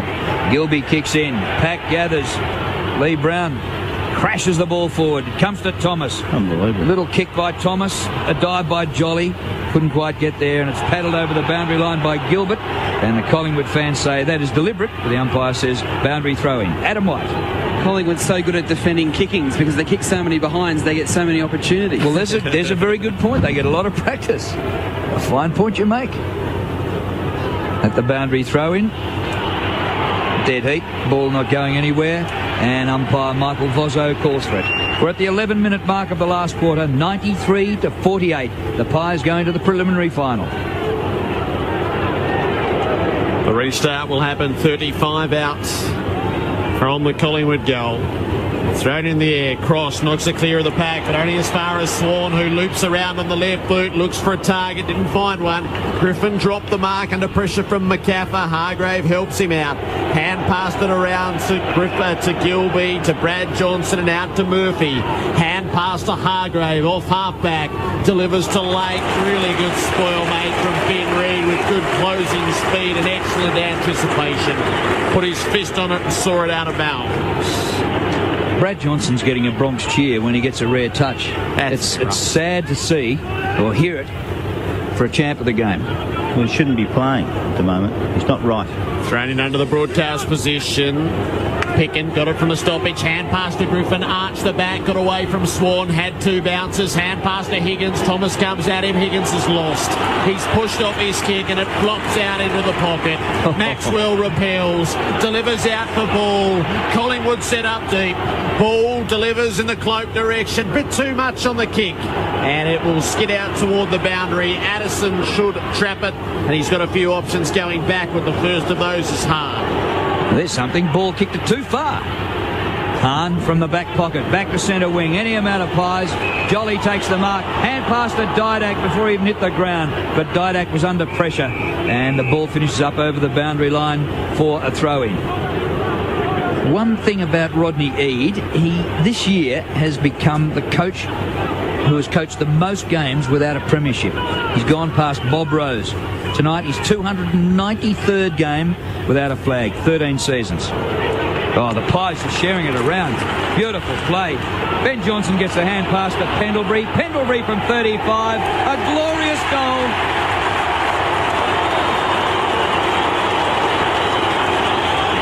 Pendlebury's second. The manner of the setup was just a treat to watch. I was talking rubbish while about 15 blokes had a touch. Collingwood 13-21 to the Dogs 6-12. Started with Ball in there, in and under, won the ball out, over to Johnson, one of his mates, and then to Pendlebury, who's become one of the elite players in the midfield in this competition. One of the reasons why Collingwood are a super side. He has changed and transformed that midfield with Swan into just a machine, and they are just outstanding. They're on their way. They're on their way to the grand final, I believe. I don't know who's going to surpass them in any way, but they are just great to watch. They're exciting. They're a little bit terrifying, to be honest. 66,545 in to see it. Cross wins the centre clearance up to centre half forward. Smacked away there by Maxwell. Down to Jolly. Missed his target, Ben Johnson. Cut off by Cross. Works it round with Jan Siracusa. Floats it up to Higgins. No mark for him. Knocked away by Shaw. And out of play.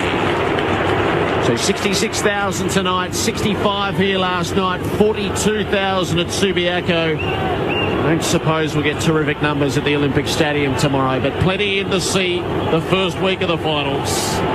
Hudson tried to knock it over the back. Blair was awake to it. Kicks the Pies up to the wing. Hargrave gets back to cover up and mark.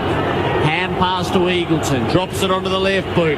Goes deep forward. O'Brien saw it coming. Contests with Jan Siracusa. No mark. No possession. No chance. A bounce. Adam White. I detect a gold jacket down in the Ponsford stand bottom tier. And also Ben Johnson looked like he may have hurt either a shoulder or an arm just in that contest before, but he remains out on the ground, but keep a look out. Minson wins the hit out. Gian Siracusa dives in. It's taken by Higgins out towards the pocket.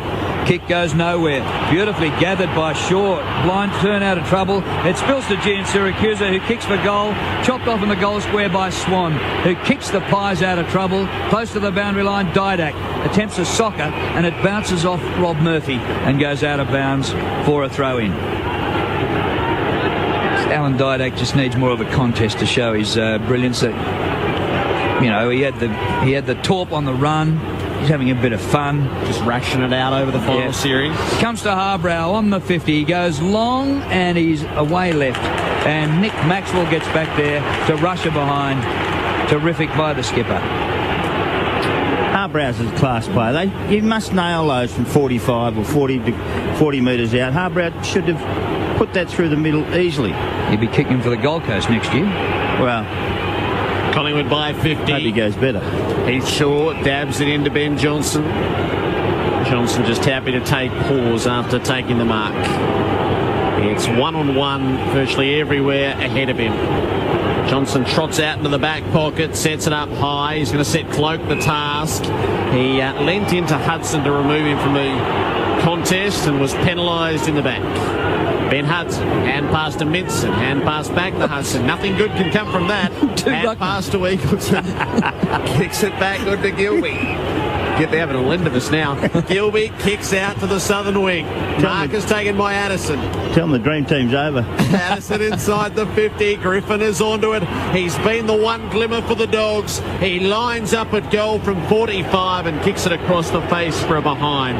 The Dogs 50, trailing the Magpies 99. And they're probably smart enough to have each other in it. 33 possessions for Griffin, but the leader of all comers is Swan with 34. It's just automatic. Swan gets over 30 every game. Ben Johnson kicks over half-back. Jolly hands to it, but can't take the mark. At the back of him, Lake. Whatever his name is. Harris. Lake. Up to Johnson. Oh, Jono. He's kicked it 2 metres and then goes off the ground. Griffin drops one. They're inside the 50, the Dogs, and they're going to get a free kick here. Bit of a charity. And Griffin will kick for goal from about 40 metres out right in front. Seriously, this is not right. Brad Johnson playing. He should not be out there. This is a sad state of affairs. He's not right, and you've got to stop people from playing sometimes. You are not up to it at this stage. So Ryan Griffin kicked it behind a minute ago. He's kicked 1-2 tonight. Been their best. Kicks from 48. That is class. That is a beautiful kick. Well, he signed on the dotted line this week. If he'd left it until Monday, he might have got a few more bob because he's been sensational. The Pies 13-21, the Dogs 7-14. Whitey. Ben Johnson has come off, just favouring that right arm. I think more than anything else, just a stinger. Just on Brad Johnson, you know there's problems that when he did the warm-up tonight, he did it in runners. Now, you often see players doing training sessions in runners, but not the warm-up, which just shows how dicey it is that he's playing at all. There's some big decisions to be made at the kennel during the week. They can't front up with a lame team in a cutthroat semi-final and risk straight sets. You've got to go for your fit blokes, and if that means retiring legends, well, so be it. They crash in the ruck. Hudson with a tap. He tries to win it underfoot, feeds it out, but Blair's all over it for Collingwood, and he slips under the tackle of Picken. His kick's no good, though. Brad Johnson has moved to half-back. I don't like that at all, the Bronx cheering. He takes the mark at half-back, delivers up to Jan Siracusa. Magpie fans are going to have a lot to cheer about in the next 3 weeks. A little bit of dignity wouldn't go astray. The kick up to half-forward. It's cut off by Lee Brown, who kicks it sideways to Shaw. Delivers out now to O'Brien. Looks up the line and unloads as best he can. He's got Thomas. Yes, he found him. Still 2 kicks out from goal. Cloak's on the lead. Williams is with him. Williams does enough to keep it away from the forward and punch it out of play.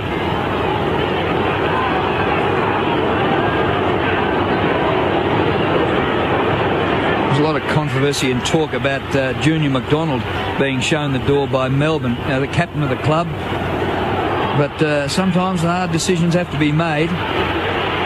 Thomas has it for Collingwood. Hand past the Ball. Kick by Luke Ball. Too high for the forward. Oh, mark dropped by Lake. He normally gobbles those up for dinner. Boyd, he's just about holding it. Good tackle by Dawes. Umpire didn't pay the free right in front of goal. Don't worry. It comes to Dane Swan. Oh, he just weaves through them and snaps the goal. Swanee Yobiuki. He's kicked 3, and if there were votes on the table tonight, he'd be getting 3 more. Don't go off too early, Drew.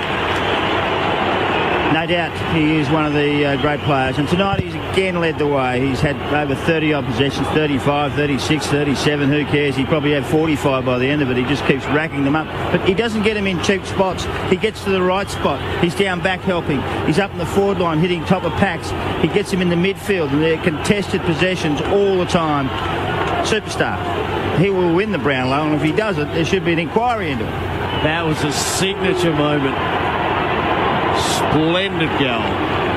Collingwood 105, the Bulldogs 56. We're into time on of the final term. From the centre clearance, it's booted off the ground out toward the members' wing. Eagleton leads the chase. Ben Johnson shoves him in the back. No free kick, it's out of bounds. How many for Swan, Jared? Swan's up to 35. 18 contested possessions. Harbrow's now gone to Swan. Minson wrestles his way to the front to win a tap. Down near Picken. Feeds the hand pass out to Ward. On to Hargrave. Kicks around the boundary. It lands right on the chalk and will be tossed in at right half forward for the Dogs. Johnson grimacing with every step he's taken. He is severely hobbled with the Achilles injury. And I highly fancy that this is the last of his 362 games tonight. Cross, sweeps it to the back on the tap, but onto it is ball. Collingwood go forward, Dawes. It's wide open ahead. Hand pass to Thomas. Checks the kick for Didak. It just has to sit. It won't. Gibbs gets it anyway. Onto the left boot and kicks the goal. That's all cream for the Pies. 15-21, 111. It's rapturous applause around the G. The Bulldogs 7-14-56. Well, just sensational bit of play in every shape and form. Win the hard ball, give it out to your running players. Players looking up. Thomas looks, pops it out the front. He's got a couple of options. One was the magic man. There's no doubt about that in Didak, but he was well covered, I thought, by side bottom, who was protecting him. The ball does a little break to the left, only so we can get a glimpse of the great talent of Didak, who kicks it around the body. Hudson palms it down. They've lost ground though. The hand pass comes forward to Cross near the circles. Little hand pass to Harbrow, but he's pinched robbed of the ball by Thomas, who goes for a running bounce and kicks the full forward, and McCaffer gets on the end of it and takes the mark. Well, he's missed the party so far, Brent McCaffer. He's had a pretty quiet night and is scoreless tonight. How many, Joe? 7 possessions, 4 kicks and 3 hand passes. That is a quiet night. Now here he is, about 45-degree angle and about 40 metres from goal. 111-56. Nearly double their opponent's score. McCaffer. Oh, it looks pretty good. Gee, they got excited behind for a little while, but it is a behind. So now they are exactly double their opponent's score, 112-56, 15-22 to 7-14. Griffin has gone to the bench and they've strapped a big bag of ice onto his knee. Hargrave on the long kick out into the middle. Jan Siracusa makes the contest. Hand pass to Higgins, over his head to Cross, put him under the pump, work the hand pass out to Ward, on to Gia, further afield to Picken, looks to the 50, gives it to Higgins. Higgins gets his kick away, it fumbles at goal, it straightens, it dips, and it finds the major opening. Sean Higgins with a belated goal for the Dogs. It's back to 50 points. We'll hope that Griffin, that is just pulling stumps 6 minutes early, and that's the start of his rehab on his knee, because it's a giant ice pack that's gone on, and that is the knee that's caused him trouble during the week. Hasn't had a great night, Griffin, but finished... Oh, not Griffin, I'm sorry. Higgins hasn't had a great night, but that was set up because of good run through the middle of the ground. Some good handball, good run, and Picken to put it out in front of him, and Higgins to run into a goal there. Look, it's been a dirty night for them all, but you need to hold your head up. You've got another game ahead of you, and you've got to stand up and fight for that one as well, even though you've lost a little bit of dignity tonight. Well, Barry Hall came to the bench, and guess who came on? Brad Johnson. What for?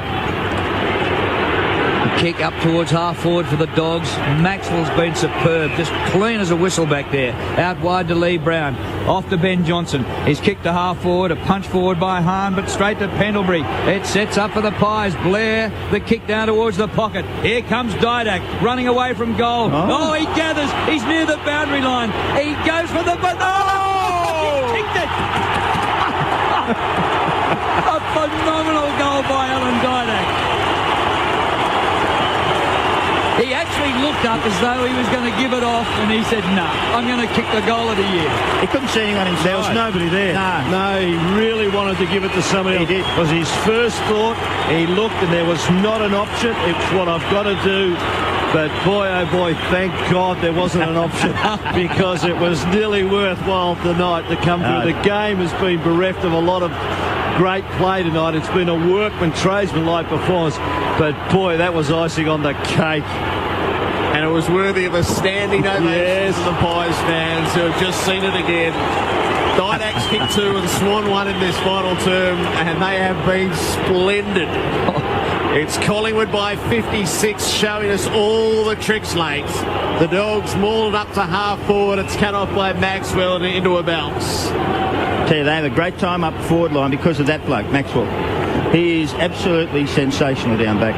They're just impossible not to like the way they play, even though genetically we're coded to despise them. Harbrow gets it from Brad Johnson and kicks it out on the full.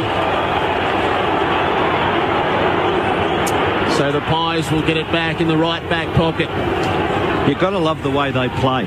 Oh, yeah. That's the thing, isn't it? You love the way they play. They are a very good team. Reid long into the field of play. Hudson marks over the top of Thomas. There's another player who can hold his head up high. He's really battled well. Ben Hudson, 65 out from the Dogs' goal. Hall is leading into the pocket. Grant a bit shallower. The kicks for Higgins. Pick and flies. No mark. Tooby's onto it quickly. Swift hands through Pendlebury and now to Maxwell. Directs the traffic beautifully to left half back. Mark taken by McCaffer. Didak trots up to the wing. The kick is shorter than that to Heath Shaw. He's 70 from the defensive goal. And in no hurry, he's got options backwards and sideways. Kicks for Reid, who'll go back across the face of goal for Swan. It's a mighty cheer every time he gets near it. Kicks it to Reid. And out to McCaffer at left half back. He's a beauty, Reid. Forward. McCaffer goes for Didak. Oh, just rolled his ankle a little bit of cramp, I think. He's fine. They were all going to cheer and they just held their breath for a moment.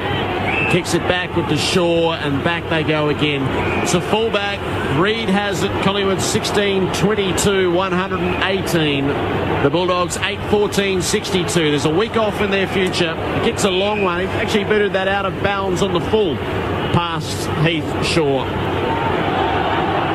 Well, they'd won 9 in a row until they lost to Hawthorn last week. And given what happened at Subiaco today, I'm not sure how that happened. Stewards. Grant with the free kick up towards the 50. And the mark taken by Reid, who's looking to give off the hand pass when he's on the flat of his back. Kicks the ball backwards to the governor. Nick Maxwell. Probably a controversial selection as captain of Collingwood. What a beauty he's been. Wearing Nathan Buckley's number 5. Short pass back across the ground to Ben Johnson. They're just fiddling about. Dream team's over, boys. And the kick to Blair, 20-year-old, and his first final, Jared Blair. It's been a fantastic performance by the Pies. And you think it's not just for tonight, but later in the season. And the biggie might come, first since 1990. Maxwell beats a would-be tackler, kicks towards centre wing. Boyd charges hard at it and takes the mark. Delivers the pass back to half forward, he's given it straight up, and Blair, standing in front of Hahn, takes the mark. And Mitch Hahn's been beaten by big blokes, little blokes, and anybody who's been near him. And himself. Jared Blair, the littlest of the locks. In game number 9, and I'm not joking about that. If things go wrong, you've got to work your way through. You don't drop off the intensity. Back to Ben Johnson and Swan again. Ben Johnson trots across the defensive goal. They're just waiting for the final siren, the Pies. Swan again. Up they go. He'll kick it back to Ben Johnson. Give it back to Swan. Ball coming up to make some space in the back pocket. He's at 38, Swan. They want him to get 40. Oh, Johnson kicks it long. Ball knocked Maxwell over in the back plane. He's gonna get it. Here he goes. Here he goes. Ball's loose. Yes. Yes, that's 39. He kicks up to the wing. Past Dawes and Minson. Dawes is onto it. Hand pass to McCaffer. Works it forward to Thomas. Hand pass to Pendlebury. One more rush for the Pies. Pendlebury to Ball. Ball flicks it up over the top. The last goal from Steele's side bottom. And the last rights for the Western Bulldogs. Collingwood by 62 points. Neatly double the Bulldogs score. That was just something else to watch that go around the boundary line. The doggies never laid a finger on them or a hand near the ball, and they just played with them and toyed with them and teased them the whole way around to the goal square. And Ball fumbled it. Couldn't believe it, but he got it up and knocked it over the top to steal side bottom. But it was set up again. Started down the back with you know who? Swan. They would have Swanee, how they love him. They would have had 16 or 17 possessions in a row because they just controlled the ball for 2 minutes before they went. Drove them mad. Yeah, the disposals are now 416 to 355. Out of the middle again. Here come the Pies. First back there is Gian Syracuse though for the Dogs. Out to Hargrave, who kicks out towards the Great Southern Stand wing. Shocking disposal, side bottom the first there. He gathers, he finds Shaw, little pass over the top to Beams, and he runs out of room and the ball beats him out of bounds at right half forward for the Pies. 124 to 62. It always looked potentially to have the most one-sided final about it, and that's the way it's turned out. First versus fourth. And the top three have cleared out from number 4 and the rest. And there's the siren to signal Collingwood advancing to the preliminary final. And the Bulldogs staggering at the end of their season. They play a semi next week. What a victory to the Pies!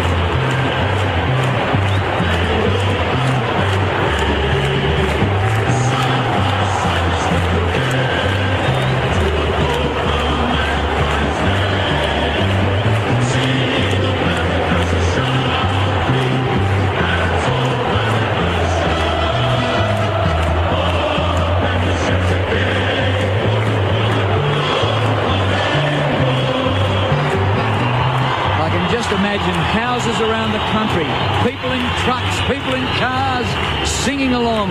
The country's full of Collingwood supporters, and boy, are they up and about. People in bars, people behind bars. Hang on. 17-22, 124 to 8-14, 62. Sing along if you like. Not necessarily the views of the management. I'm with you.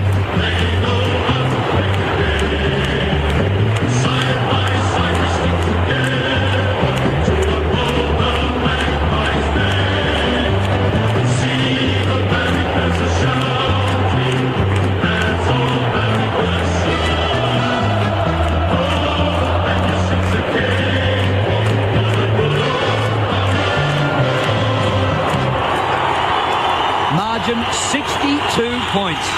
And it could have been 100 had the Pies kicked straighter. 17-22, 124 to the Dogs, 8-14, 62. For Collingwood, Steele side bottom kicked 3 goals. Dane Swan, magnificent. He kicked 3 goals. Didak 2, both in the last quarter. Lee Brown kicked 2. And singles for Davis, Dale Thomas, Jolly, Dawes and Cloak. And for the Bulldogs, very disappointing. Griffin 2, Hall 2, Higgins 2, singles for Hahn and Gian Syracuse. 62 points. Collingwood win by, and they are now the half of the draw confirmed with Geelong and Fremantle, who will play a semi-final, and the winner goes on to the daunting task of facing the team that looks every inch the best in it. 124 to 62, they file off the Pies. The Bulldogs were a sorry lot as they left. Brad Johnson just toward the back of the group, head down as he left the field. Well, for years the song has said the premiership is a cakewalk, and for many years the cake has fallen flat on its face. But is this the year when it might be a cakewalk? They are looking the goods. They finished on top. They've won the first final, the qualifying final. Who can stop this force that is Collingwood? Adam White's in the Collingwood rooms. When they get there, we'll join him. Mark McClure, start your summary. Oh, outstanding. Love the way they go about it. They are exciting to the max. They play like their lives depend on it. And if you're going to win one of these, that's what you need to do. They're consistent, they're predictable, they're honest, they're selfless to the max. And that's to the Nick Maxwell. He is the most selfless player in their team. And it was actually a great choice for captain, because that's what they need to do to win premierships. Be selfless. They don't get ahead of themselves. They're pulled up pretty quickly if they do that. The rules are set. You know, if you don't do the above, you don't play. Look out the rest. That's what I say. I mean, I think everyone on this ground and everyone who watched on TV would think exactly the same. They are red hot for the finals. Well, Rocket Eade, he learned a lesson tonight. I thought he knew it already. Do not play injured players. You know, you've got to pick fit, strong individuals with attitude, character, and able to execute on match day. Tonight, they didn't have that. They need to go home and lick their wounds, pick themselves up, get some resolve for next week, and find out who actually wants to be out there and play. And on Brad Johnson's part, it was sad to see. And there'd be no shame if Brad Johnson retired early this week, because he's been outstanding and he stood for that club for a hell of a long time. Do not let him play in this way. I reckon a lot of people will feel like that after what we've seen tonight. It's no disrespect to him. In fact, it's because we admire him and have enjoyed his work for so long. Into the Collingwood rooms, Whitey. It's a big crowd, a huge crowd inside the rooms apart from the players. Now they all link arms. Listen to this.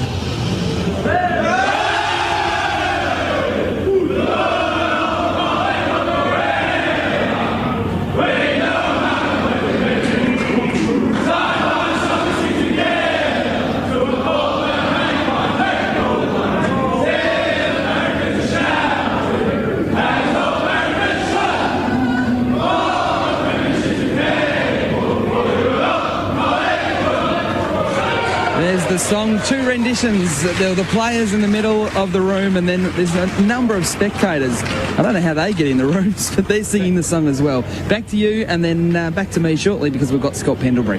Collingwood 17-22, 124 over the Dogs, 8-14-62. No, I'm done. You're done? Well, there's no more to say. I just think that, there's no value talking about players and bits and pieces. It's just, it's a team game, and the best team won. I don't know who's fit and well, but I'm just look through the list. Oh, we can go back to the rooms. Whitey.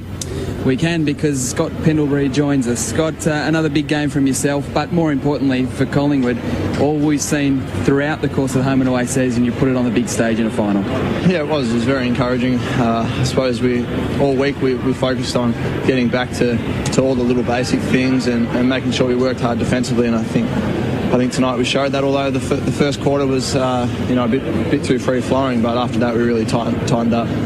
The last couple of weeks in the build-up to the finals, that you weren't playing as well, and I guess there was a reason for that, because you had one eye on the finals.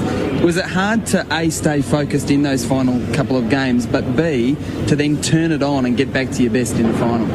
I don't think we were looking ahead. It's just that we met two really good sides, and we had opportunity against Hawthorn to win that game as well. And I don't think we're going to come out and belt every side every week. And the last 2 weeks we spoke about at half time that these are the sort of games we're going to be in come finals. Real close. Sort of a grind game, and it held us in good stead for tonight.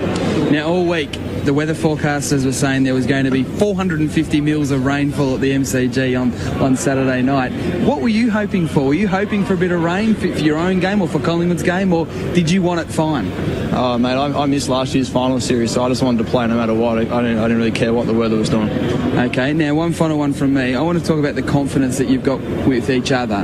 When the ball's at ground level, the way the little flick off the ground or a little tap, incredible confidence you've got in each other at the moment.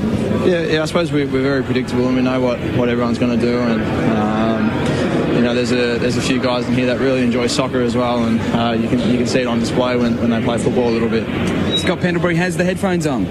Scott, magnificent performance by the team. I just thought it was superb all round. I'm interested, though, in your thoughts as a players out on the ground when you're dominating the game early, especially at half-time, and yet that old bogey that you just missed shots that you should have nailed at half-time, 7-15. Does that worry you at all? Is there a feeling amongst the playing group, oh, gee, I hope we get it back on track? Not really. We don't really, I suppose, speak about goal kicking. I know we do a lot of work on it, and I think as soon as you start, putting pressure on guys and telling them that they've got to kick straight and all those sort of things, I think every bloke knows when they miss a goal that they should have kicked. everyone's pretty hard on themselves in this side. So, it's definitely gonna turn a corner very soon, I hope.